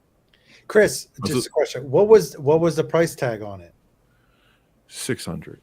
Oh, and you offered him 100 to open. I offered him 100 right away just to open it so I could, and then I'm going to pay the $6 or the $5. No, I'm going to pay. Yeah. Oh, yeah. Right. Or I'm going to walk away and be like, I'm good. So I didn't do it. I was with my friend from work at the time. Like 2 days later, I called him back. I was like, "You still have it?" I was like, "All right, that's fine." So that, I mean, like, I don't know. I don't even know if I'd have the cojones to pull it. And then I'm holding out that it's going to get reissued, in the proper way. I mean, the reissues have been okay. You want the UHUR, right? Like the big one. I don't need that. I don't need that. Now this is a good point, real quick, Chris. I don't know. So Tom says too many retailers have shrink wrap machines. I wouldn't trust a pricey sealed one like that. That's fair point. Coming from, yeah, I agree with it. I did it in retail, not to be a scumbag. Like, we just used to reshrink things that where the seal, the shrink got ripped on a CD box set or something. But this store, such a good reputation. Like, I trusted them because they had stuff like from like John, the guy was close with John Entwistle from the Who. I don't know if I'm saying his name right. So he had like personal Who promos, yeah, like UK stuff. He had like cream of the crop. He had dozens of like 90s alternative like long box CDs, like still sealed. Like, they had really great things. So I trusted it, but I just didn't want to buy it, and then I get it home and it's like beat up or anyway. So that was the one that got away. It's interesting you say that because I did that not too long ago, not 100 off 5, but there's a record by a guy named Henry Pierre Noel. I might have talked about it before. It's called Piano, 1979. He's like a Canadian guy. Well, he's from Haiti. But anyway, hard to get record. Jason knows about it because I think I've talked to him about it. But this guy, for the longest time, I was talking to a guy in Canada about buying it. It's like co-op is a big problem. Guy in the States had a sealed one, I think $400 or $500. And I did exactly what you're talking about. I contacted him. He sent me pictures. It was sealed. I was like, look, I'll give you, I'll give you $20 to open it. Right. I started low, and he opened it and he put it on, and guess what it was? Warped. And it wasn't terrible. It could play, but if you're paying up, like, you don't want the gravy wavy, right? And No. you know, I felt bad, but I also didn't feel bad because I'm like, okay, cool. I would have felt worse forking out that money, getting it home, being the first one to open that shrink, and then gravy wavy happens, and it would have been vinyl tears probably. But so I'm with you. I think it's a good strategy, and like, it's better to have loved and lost to never loved at all, right? Isn't that the same? Yeah, I would have felt sick to my stomach if I dropped that, because I never paid that much for an album. Sure. And if I were to bring that home and it was like screwed up, not worth it. So, well, and this is a fair point too. That Tom's Baggy says ORG Music has done 6 really good Westbound records over the last 2 years, and supposedly some Funkadelic is coming. This is one of those ones that's been rumored for a long time. If they would have done a good reissue, you would think it would have been in 2023, the 50th anniversary of the album, but didn't. And yeah, I have my suspicions. The tapes are. They did that anniversary edition, but it's not. It's better than some of the older stuff. Well, what was it? 4 Men with Beards. 4 Men with Beards. Well, it's better than that. It's better than the 4 Men with Beards. That was terrible. But whatever most recent one they did was fine. But yeah, it was a rough go. But well, here's the good news. We've got a guy, and I'll just go to him next, just because it's a great segue. We've got a guy here that Maggot Brain was also on his list. Yeah, and I forgot how that story ended. Arnold, how did that story end? It ended that you found it for me. What? This you guy found it for me, yeah. This And guy, very happy with the purchase. the non-genuine record collector, the biggest fraud in the VC, found that record. What? No. At a very, very reasonable price. That's right. And in excellent condition. You even play tested it for me. Hey, that's all credit to Mojo Records in Hilton Head Island.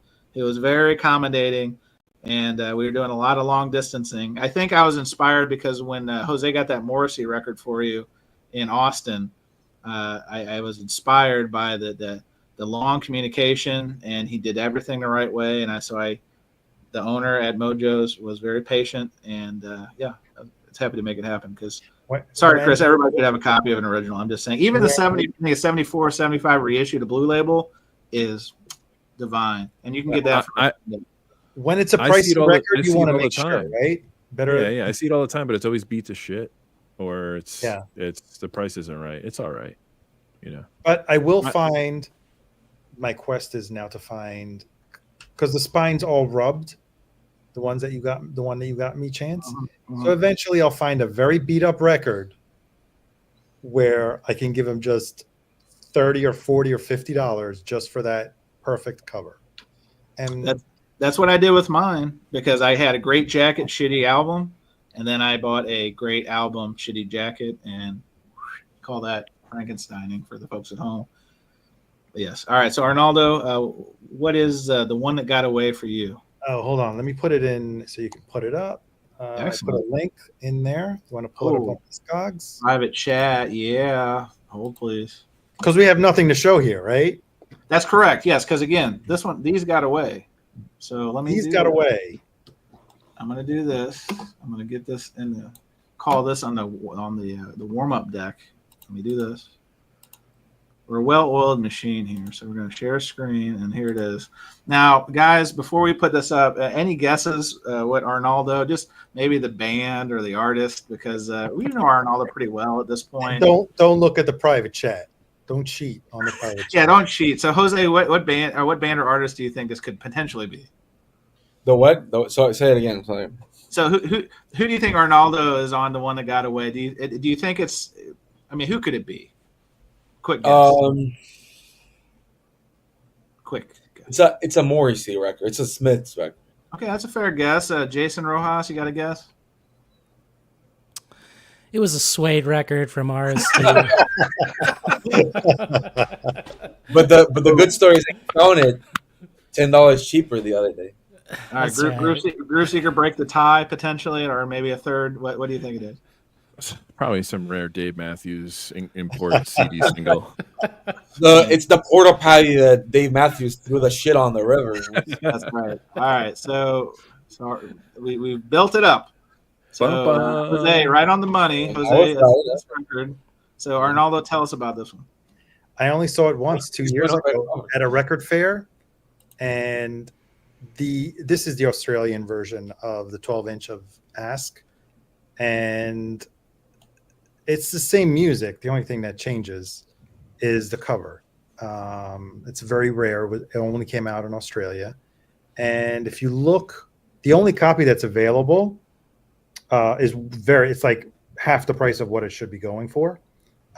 Because it's a generic cover. If you click on it, Chance, you'll show everyone how. Oh, happy to. It's incomplete. Yes, the person that's selling it. No, the copy for sale, Chance. Oh, apologies. I'm bad at taking direction. Okay, you so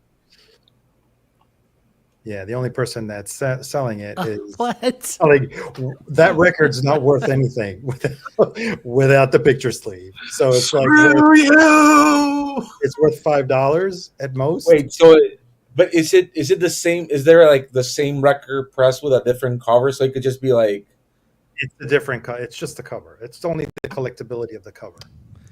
Kind of like the Led Zeppelin turquoise, right? You're only buying the cover. So that's why at the time I couldn't bring myself to pay what the guy was asking for. I've never seen it again, and it keeps up. Whenever it pops up on Discogs, it just gets higher and higher in price. I mean, there are some people that buy beat up copies, but yeah. So never seen that again. Cemetery Gates, is that a Pantera cover? Is that did they cover Pantera? No. Oh, it's the other way around, maybe. Oh, sorry, I missed that one. Well, it's probably floating in Australia, somewhere. Yeah, it's on eBay right now. Oh yeah, in Australia, probably it's easy to find. Do we have any Australians? unique. There was actually we had somebody from Australia earlier, and I apologize. I started his comment. Robert Mitchell. Robert Mitchell. He's and I'm sorry, Robert. I didn't get to your thing. He was talking about his RSD Grail is Thievery Corporation. So, Robert, I hope you're still here because we need to work out a transatlantic fact-finding mission, if you don't mind. Excellent. All right. So, Arnaldo, that was pretty good one. Let's go back to Jose. You falling asleep? Jose, are we losing you? no, I'm not. All right, Jose. What's the one that got away, or a one that got away? And Well, I'll say that one that there's many, right? But one that it's not even that expensive, but I just don't want to pay it. I don't know why. I just want to find it or trade it for somebody. Somebody has it here. But one of my favorite records, growing up, I know it's not an old record. It's from 2008. But that's the year my sister went to university, So she was in another country, and I used to call her. And when that record came out, there was a CD version that's pretty cool, and which is and there's a vinyl record version, and I used to call my sister and ask her if she could order that record from a record store for me as my birthday, Hanukkah, whatever, right? So just give me that shit, right? And she lied to me, and she said that she got it. And then when she came back from the holidays, I was like, "Hey, where's my And she didn't buy it.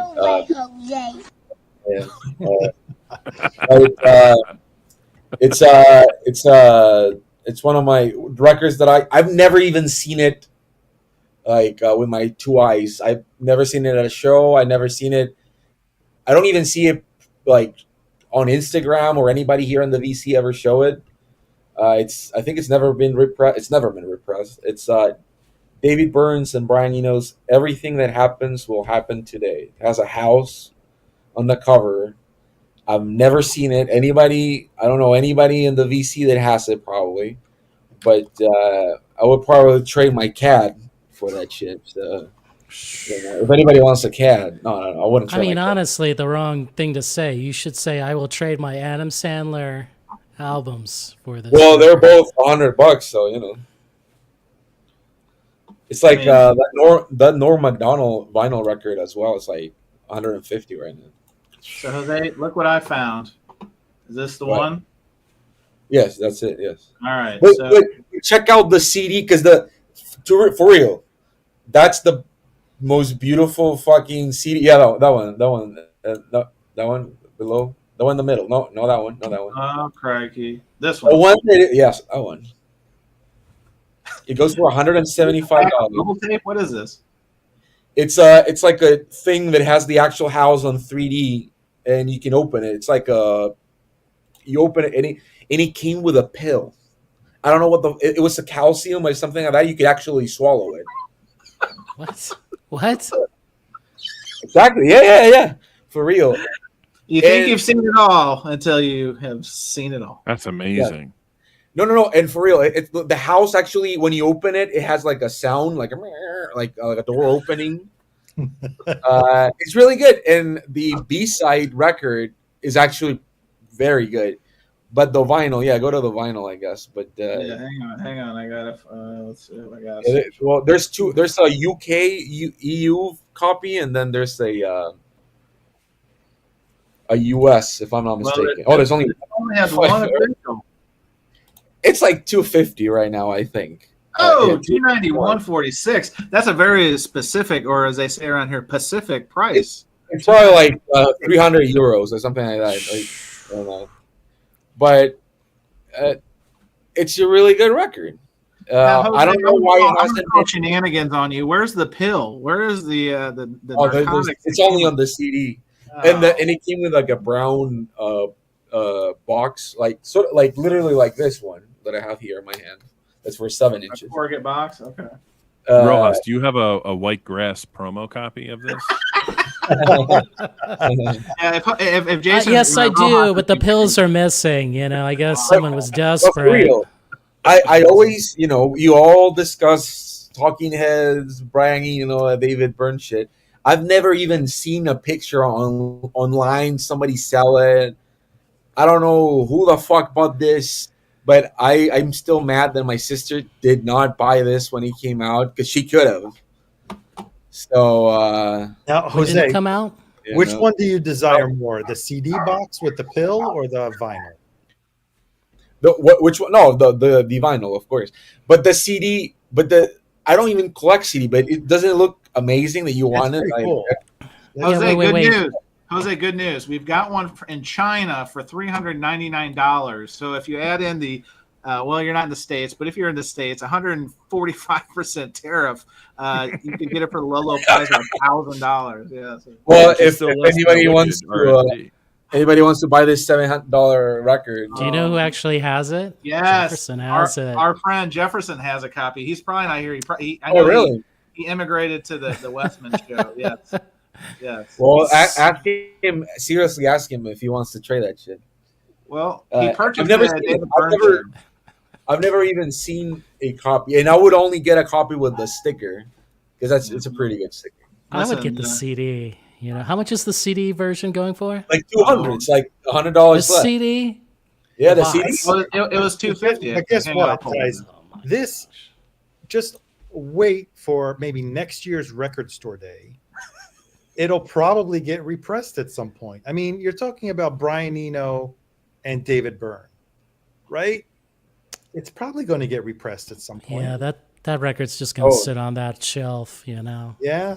Oh, Frank says that he saw that. Look, too. if they're repressing Metal Music Machine, Metal Machine Yes. Music, thank you. which I'm not suggesting buying the reissue because it looks like ass. So the CD, the pill, and the dice. I think that was a roll of dice. $175. But free shipping. Free shipping in the States. So. Oh my gosh. Can't beat that. Oof. That's guarantee, right? But sonically it's not great. I don't know what to say about. I have the DVD. He did tour that, and it's a very beautiful record. Very Brangino, for whatever reason, he did not tour the record. That was his era. That he was like oh no, nobody see me, because he was like hiding away for some shit.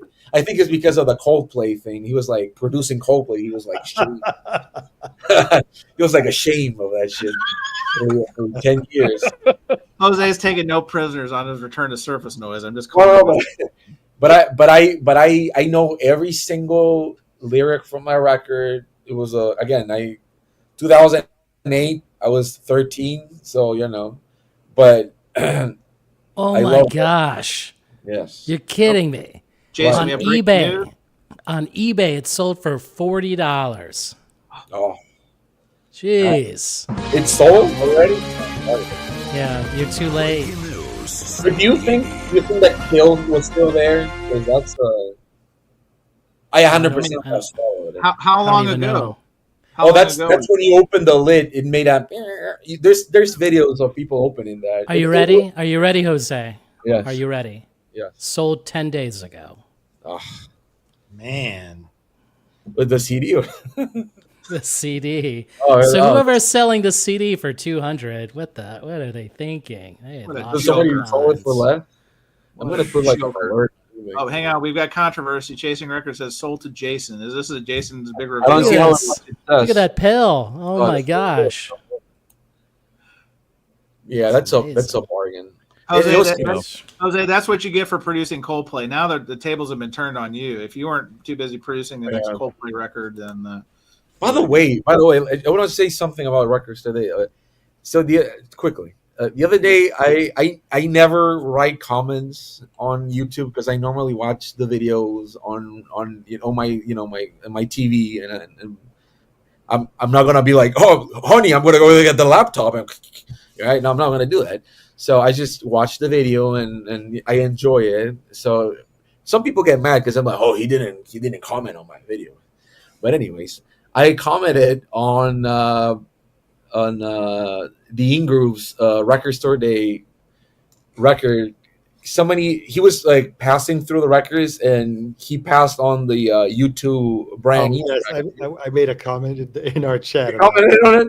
I In our didn't see that. thread, I made a comment. Oh, all right. I'll check it out. But I was just trying to be like, hey, that's not a soundtrack.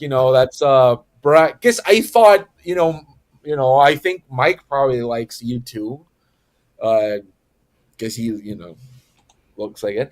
But so I was just like, hey, this record, it's U2 and Brian Eno. I think it's gonna sell pretty well because he grabbed the record like it was like a turd, like the soundtrack for whatever this shit is.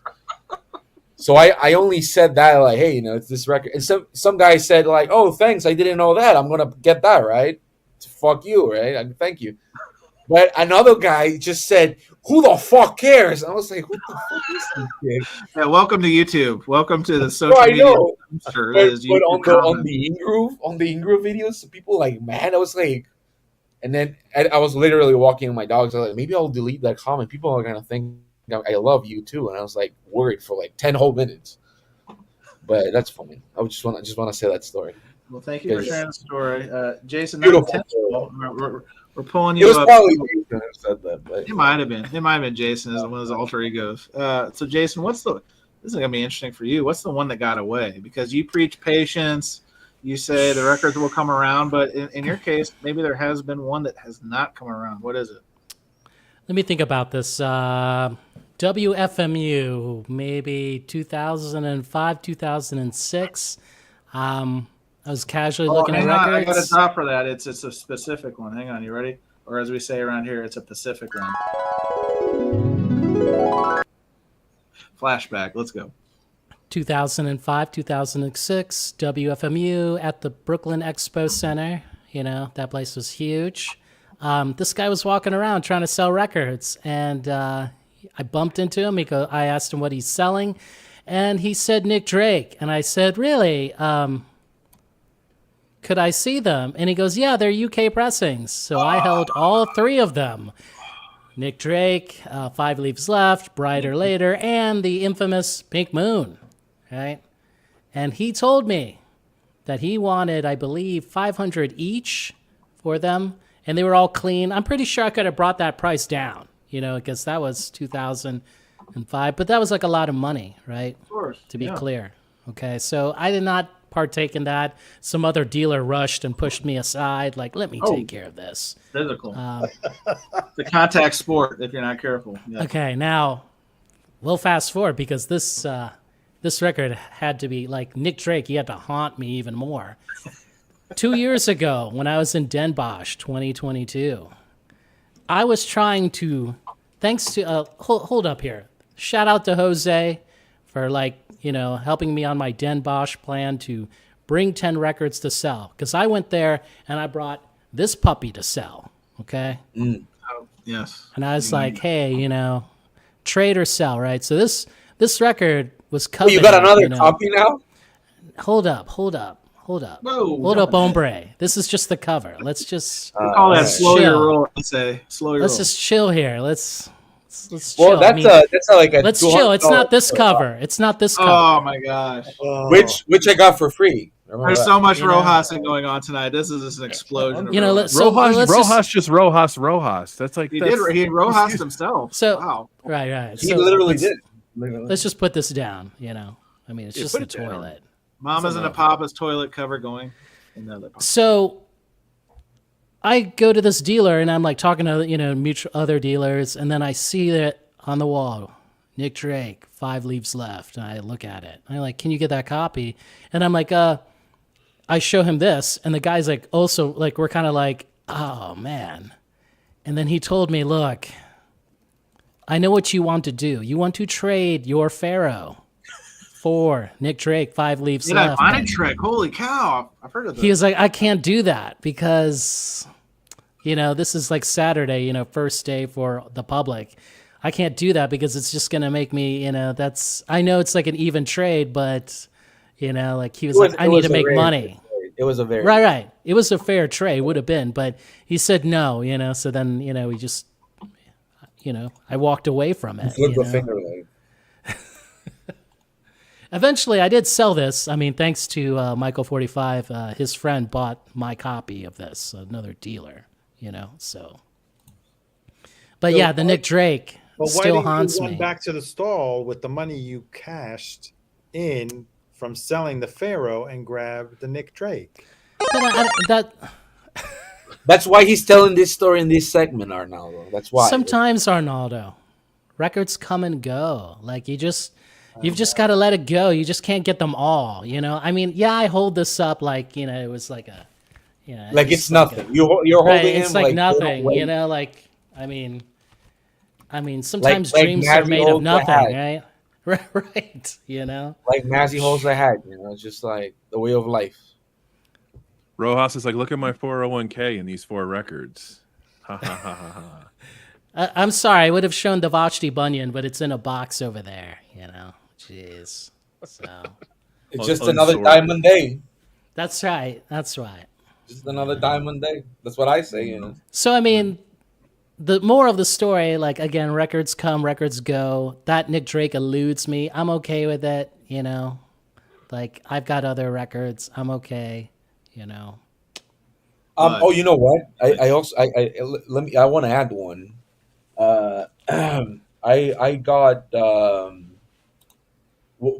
all my original Mars Volta records that I own at one point, which are still pricey. I will say that they're still pricey, right? They're probably like $200, the original ones. And I had a girlfriend at the time. This was like more than 10 years ago. And I went to visit her. We broke up, and she still probably owns those records in her house. So What? I don't know if that's a type of story where you lose everything, but I haven't reached out. So So you're basically recounting the next, the third movie for Den of Thieves, right? To get into that Yes. house and get that record back. So I was in New York. I got a bunch of records, and I went to visit her, and I left them there because I couldn't really carry a lot of. I had traveled with only like a suitcase and the back suitcase. Jose, what's her address? We could pay her a visit. Jose, we got a heavy hitting question. I'm glad you're seated. Chasing Records asked, does she run the tomato stand now? full penetration with the tomato lady. Wow, Full full penetration. That's some serious penetration. ownership right there. Yes. But by the way, I almost got scammed again with that Chelino record like 2 days ago. I knew What? Chilino would come back into this. It's- Chilino, it always comes back to Chilino. It always does. But so a guy said, "Hey, somebody told me you were looking for Chelino records." It's like, fuck, yeah, of course I am. So he sent me a copy, a photo of the cover, and it looked like VG Plus, and I was like, all right, I'm interested. It's like, can you send me a photo of the record? He was like, my phone is absolute garbage. I can't send you another photo. Say, what the fuck do you mean? Like, you already sent me a photo. No, I can't. Sorry. Like, if you want the record, if not, I'm gonna sell it to somebody else. It's like, all right, I'll go. And for whatever reason, I asked a friend to borrow his phone, and I video call him, like, and he picked up. And I was like, hey, I'm the guy. Somebody told me you're selling a Chelino record, and he was like, oh, this, and he showed it up, but he fucked up, and he showed the back, and it was the reissue. So I called the other guy. I was like, hey man, I'm my friend just called you. You showed him the record. You fucked up, because he wanted like $200 for it. And it was like, it's the same record. Are you dumb or something? It's the same record. It's like, it's rare. It's the same record. It's like, I can go to Amazon and get that shit for like $25, man. So I probably lost a kidney because it was like a very weird place here in town. So There's a Nigerian prince who's selling records. I wish. So- Probably.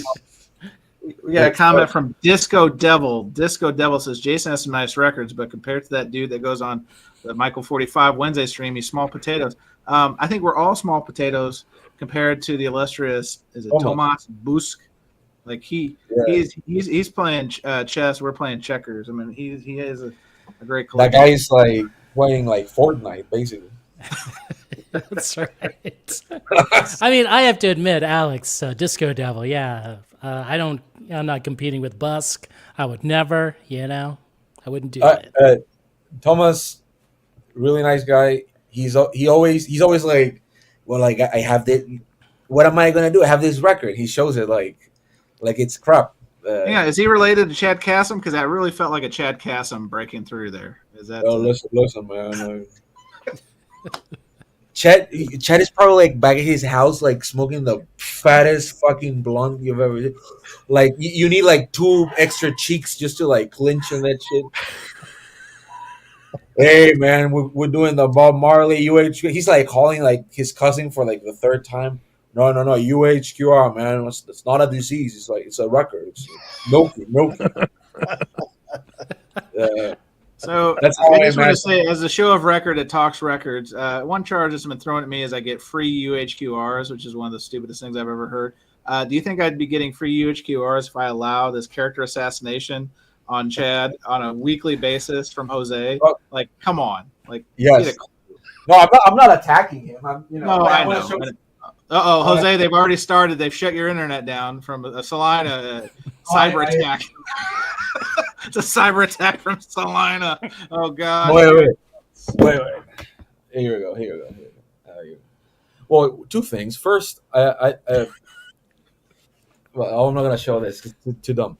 But I got this on Amazon, so I own this now. I guess. Oof. Oh, yeah. And you said you paid, what, 75, right?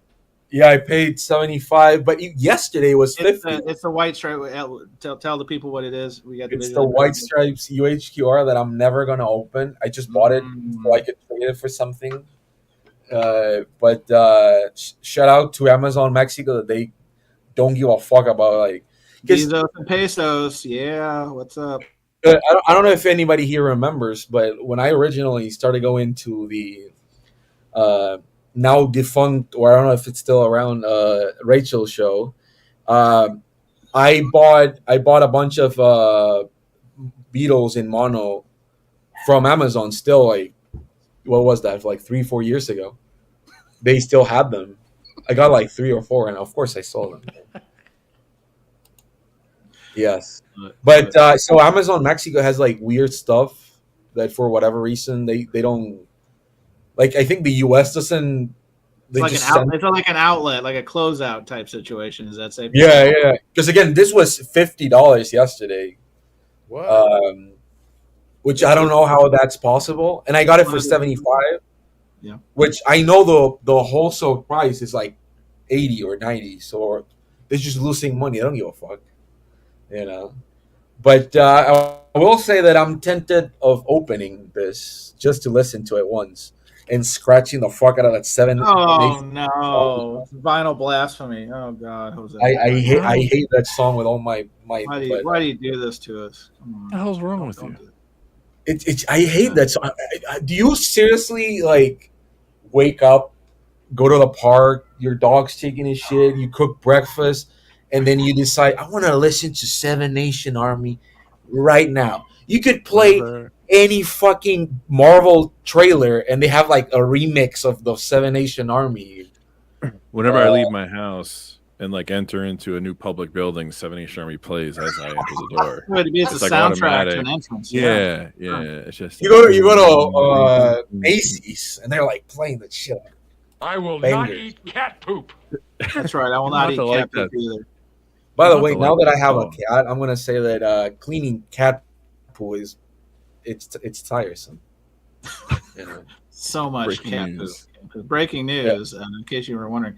Well, we're coming up on time but what better way to close the show and close the freestyle? But we're going to come back to Record Store Day because I did want to touch on this, if that's possible. Yes. Want to get your guys' thoughts. We'll go to the full panel here. Was reading on the Did you already internet. tell your story about a record that you? Yeah, the Friday the 13th. That was Oh, that's right. That's right. the blood record that I'll never. That was leaking. Yeah, it's leak. All the records were Look up leaking. that one. I'm surprised like none of the leaked ones are for sale. Like they're somewhere, right?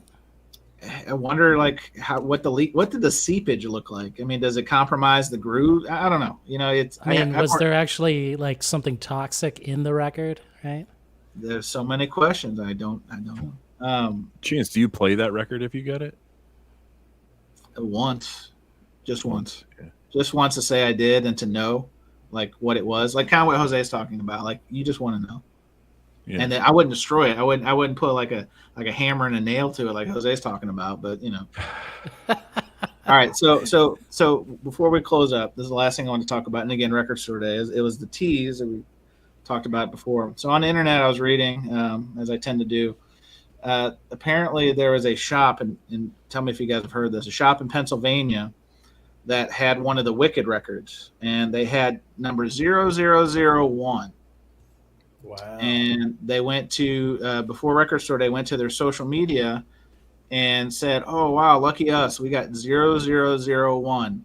I'm keeping this copy. This never happens. But come visit us on Record Store Day. We have another one." Okay, so that was the social media post. Well, as you can imagine, there were a lot of upset people seeing that. I shouldn't have done that. Yeah, so there's your stub toe moment number one. I don't know the charter of Record Store Day's pledge, but I wonder and I question if you're allowed to keep things. And if you are, probably shouldn't broadcast you're going to keep them. But, you know, again, who knows? So there was a firestorm on the internet about this. My understanding was he was reported to the Record Store Day folks. People tore him up in the comments, et cetera, et cetera, et cetera, to the point where the next post was, there's a lot of passionate people about Wicked. So you know what we're going to do? We're going to take this copy and we're going to auction it. And the proceeds are going to go to St. Jude, the children's hospital in Tennessee. Great. Happy ending, right? Maybe not. Because it was then discovered, because the internet is full of detectives. We call them internet sleuths, right? You can't pull it over on pissed off record people. Come to find out, our friend has an Etsy store. You know, Etsy, where people usually make, it's usually a crafting website. I bought records from Etsy, by the way. Well, I didn't know this, and I learned this through this story that I'm sharing, that you can sell records through there. And said gentleman who has an Etsy store of the same name, and again, I'm not going to out the store. Go on Reddit, you can read it. Was selling the Taylor Swift record, of which he still has plenty. Again, I said this before, and I listened to podcasts that said the same thing. Plenty of them out there in the marketplace. He had over 100. He had over 100 still left, I think, early in the week. But before Record Store Day, he was selling pre-orders of the Taylor Swift on his Etsy store. And after the big social media firestorm about posting the Wicked, guess what he posted on Etsy? Number 0001 of Wicked. Somebody screen grab this thing. So I say all this because I want to get your guys' take on, is this bad business? Is this bad business? And is this a Hall of Fame of stupidity to put this in social media where you know it's going to be bad news? So Arnaldo, I'm going to start with you. What do you think about this? I think it's dumb. If you wanted to keep the record, just keep it. Don't brag about it. Right? Or wait, you wait. You wait a little. No, just you want to keep the record. That's it. Don't brag about it, because, like you said, the internet is cruel. Well, the internet's undefeated. He may lose in the future the RSD pledge, whatever it's called. I think he did lose the pledge, probably. Yeah. So that he went on and sold it makes it even worse. Especially because he was so stupid to broadcast that he's the owner of the copy. And it's numbered. It's numbered.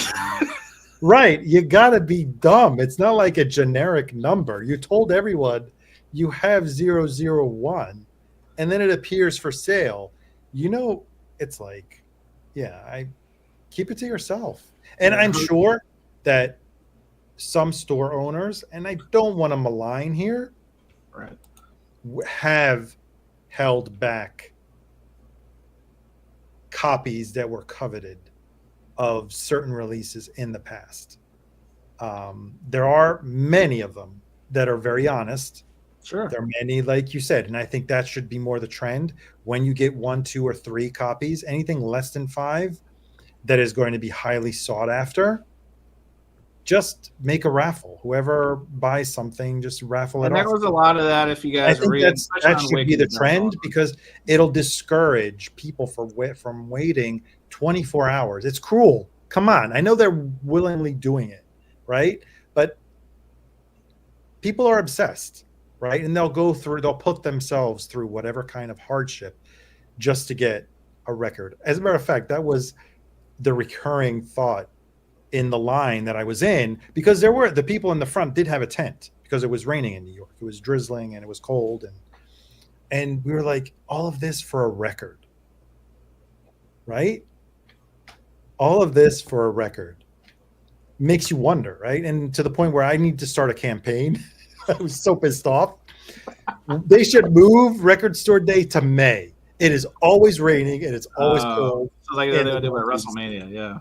Can we please move it to May? Jason, what do you think about this? Like, what does this fire you up, or is this this not a big surprise?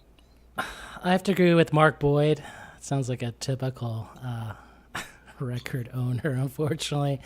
But they were more impulsive, right? So they decided to, overshare and brag, and didn't go well, right? So there's probably internet backlash.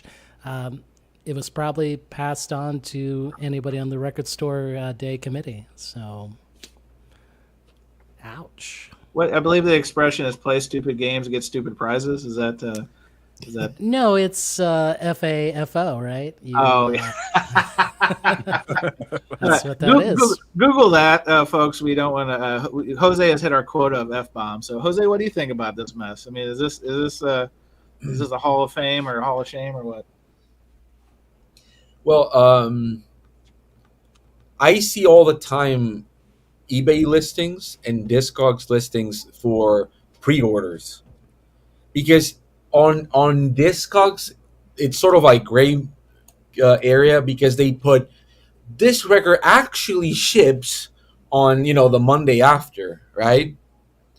So I think that if they were selling it for the same price as the store, it's against the rules, but I wouldn't be mad. But there are certain vinyl vault people that do that, where they sell their own shit for expensive. So vinyl vault, but that's fine. Sometimes. I want to place a quick order to the final vault. Hold, please. Let me. Jose, they just didn't know that it was in the back stock. It was just hidden. Jason, will It you was just believe it? hidden. It was hidden. Jason, I was gonna go to do a sandwich, and next to it, Bill Evans boxing. Next to the toaster oven, it was a toaster. I couldn't believe it. I was using it as a cutting board all this time. I'm just saying, underneath those jackets, was just some of that CCR 45 boxes. I mean, they were just. I was gonna get cereal, and suddenly I still own the rights to do that CCR box. I forgot to put out the wet floor sign. I just slipped all over these UHQR cases. What? What? I still own that Billy. What is it, Billy Holiday? Can you imagine? It's kind of like, oh, so you want me to look in the Lost and Found for the Casio, calculator? Oh my gosh, look at all these CCR boxes. Whoa, might as well, It's an all analog best of CCR for like $600. Cash grab, and who knew in the home office what was once a cot was actually a bunch of stack of those CCR boxes that our vinyl godfather had been sleeping on this entire time. Can you imagine if there's like an actual like door they open? It's like no, don't go there. Don't go in there. Don't go in there. And it's all like stack of like the Beck sea change just like stacked to the brims. Like just like wait, is that the no? And they just like kill him. Right, off. they're like, no, you can't come in here. You can't come here. Yeah. They just take bleach in your eyes. They're like, never again. Ah. And there's like a huge poster that says Mofa used to be great, but now they're digital as fuck. We've done digital, but that's not the same. Fuck you. So that doesn't happen. Actually, I think that's their Black Friday slogan, Jose. I think you've just dropped a dime on their Black Friday. Groove Seeker, we're going to finish with you. What do you think of this story? And does it fire you up, or are you just like, par for the course? I have a love-hate relationship with Art Record Store Day to begin with, right? I love it when it's convenient for me. I hate it when it's inconvenient for me. First of all, the problem is that they make 2,000 copies of one of the biggest for the soundtrack of one of the biggest movies of the year. Like, why? Like, that should be 10,000, 15,000 so everybody can get it. That's my first gripe.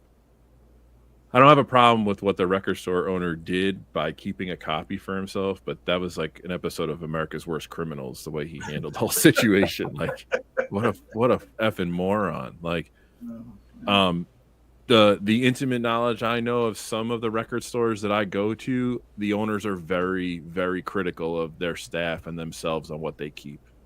Because I've been like to an employee, like, hey, do you think you can like get this for me? You're like, dude, I can't even get it for myself. And like, I know it, So some are fair, some are not. If I had a record store, I'd keep one of everything probably. Like I wouldn't.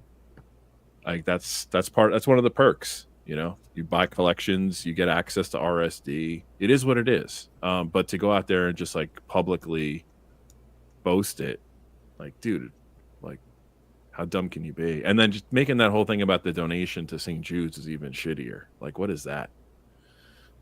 Just to post it on Etsy. So. RSD is a polarizing topic for myself. It's a polarizing topic in the community. It's a polarizing topic in general, and it doesn't surprise me that this has happened. It's probably going to happen again in similar fashion. So, yeah, just a moron. Well, on that note, we started Record Store Day. We're going to end Record Store Day, and as a show out of ideas, look for next week when we do a deep dive on the history of Record Store Day. We're gonna go. We're gonna go back. We're gonna go back to Mesopotamia. Maybe the pyramids. The rumors. No, it's actually like one of my topics, the ghosts of RSD. Right? ghosts so of we will RSD. go. We will review RSD from 2018. There you go. Now, what? Do you actually remember? Nobody is ever fucking. Do anybody remember the first record store? Just to end. No, The I first do record actually. store? I actually do because my friends were really hyped up about it, and they were asking me if I was going to get up early with them. And one of them was actually like working at the record store, like helping, to facilitate, and he was able to procure something he was, wanting. But again, I was kind of like, no, bros, I'm going to sleep in. What year 'cause was it? I need my beauty sleep. That must have been like 28, 2007 or 8, maybe. No, is that when think it was records? later. No, it was think it was later. 2009 or 2010. It only recently Yeah. celebrated. Yeah, like 10 years. Yeah, Yeah. it's, like, Yeah. my first was 2013 because first time that I would live there were like actual record stores. Guys, I hate to tell you, but the Google machine has given me the answer, and the answer 2008. is guys, I hate 2005. Yeah, well, one of my favorite things I like to hear is Ooh, you were right, and 2008. But it was a very local thing in 2008, if I'm not mistaken. I don't have that answer, Jose. All I know is With 2008. Metallica launching the event, that was not a very small thing. That was like Yeah, it was Metallica, and then Michael Fremer did a 5-minute comedic opening. Open mic That night. was a good deal. he was actually just introducing, but he ranted anyways. Somebody always says, "Hey, Michael, why are you always like shilling?" I'm like, I'm not on a shill. Oh no! jeez. Have you heard when he does the voices? No, not on the record that Jason has, but like he's like reviewing a record, and all of a sudden he's like doing like shit. Amoeba did it. Oh. Hang on, we got a request. We're trying to put people with records, and Elk Vision asks, "I will trade this Dada record for a LeBron Barbie. Anybody interested? We need a LeBron Barbie." God as my witness knows that I don't know what the fuck a LeBron Barbie is. Jose, I'm about to change your world now. Anyway, all right. Well, thanks for joining us. Record Store Day. I think I said this last week. I don't think we're gonna talk about Record Store Day next week. You never know because we are out of ideas. Next week we will use my DB meter to measure Record Store Day purchases. We're gonna grip this tight, Grip it tight, grip it and rip it, I think is the expression. I want to thank everybody, our panelists, everybody in the gallery. I hope you hit the like button. I hope if you hit the dislike button, same thing. Appreciate you. Music in the house and a dono before we started. So well on my way to getting some Taco Bell by the end of the year. Thank you, friend. It's 100% diarrhea. Hey, listen, you'll take it where you can get it. But anyway, I want to thank everybody. We'll do it again next week. And I don't know what the show topics are. I really don't. But appreciate it. Thanks, guys. Diarrhea. Bye, guys. And have another outro video. Get the tape recorder. Hi, my name is Jim. Want to suck my dick for money? No! It's just me. That's wild.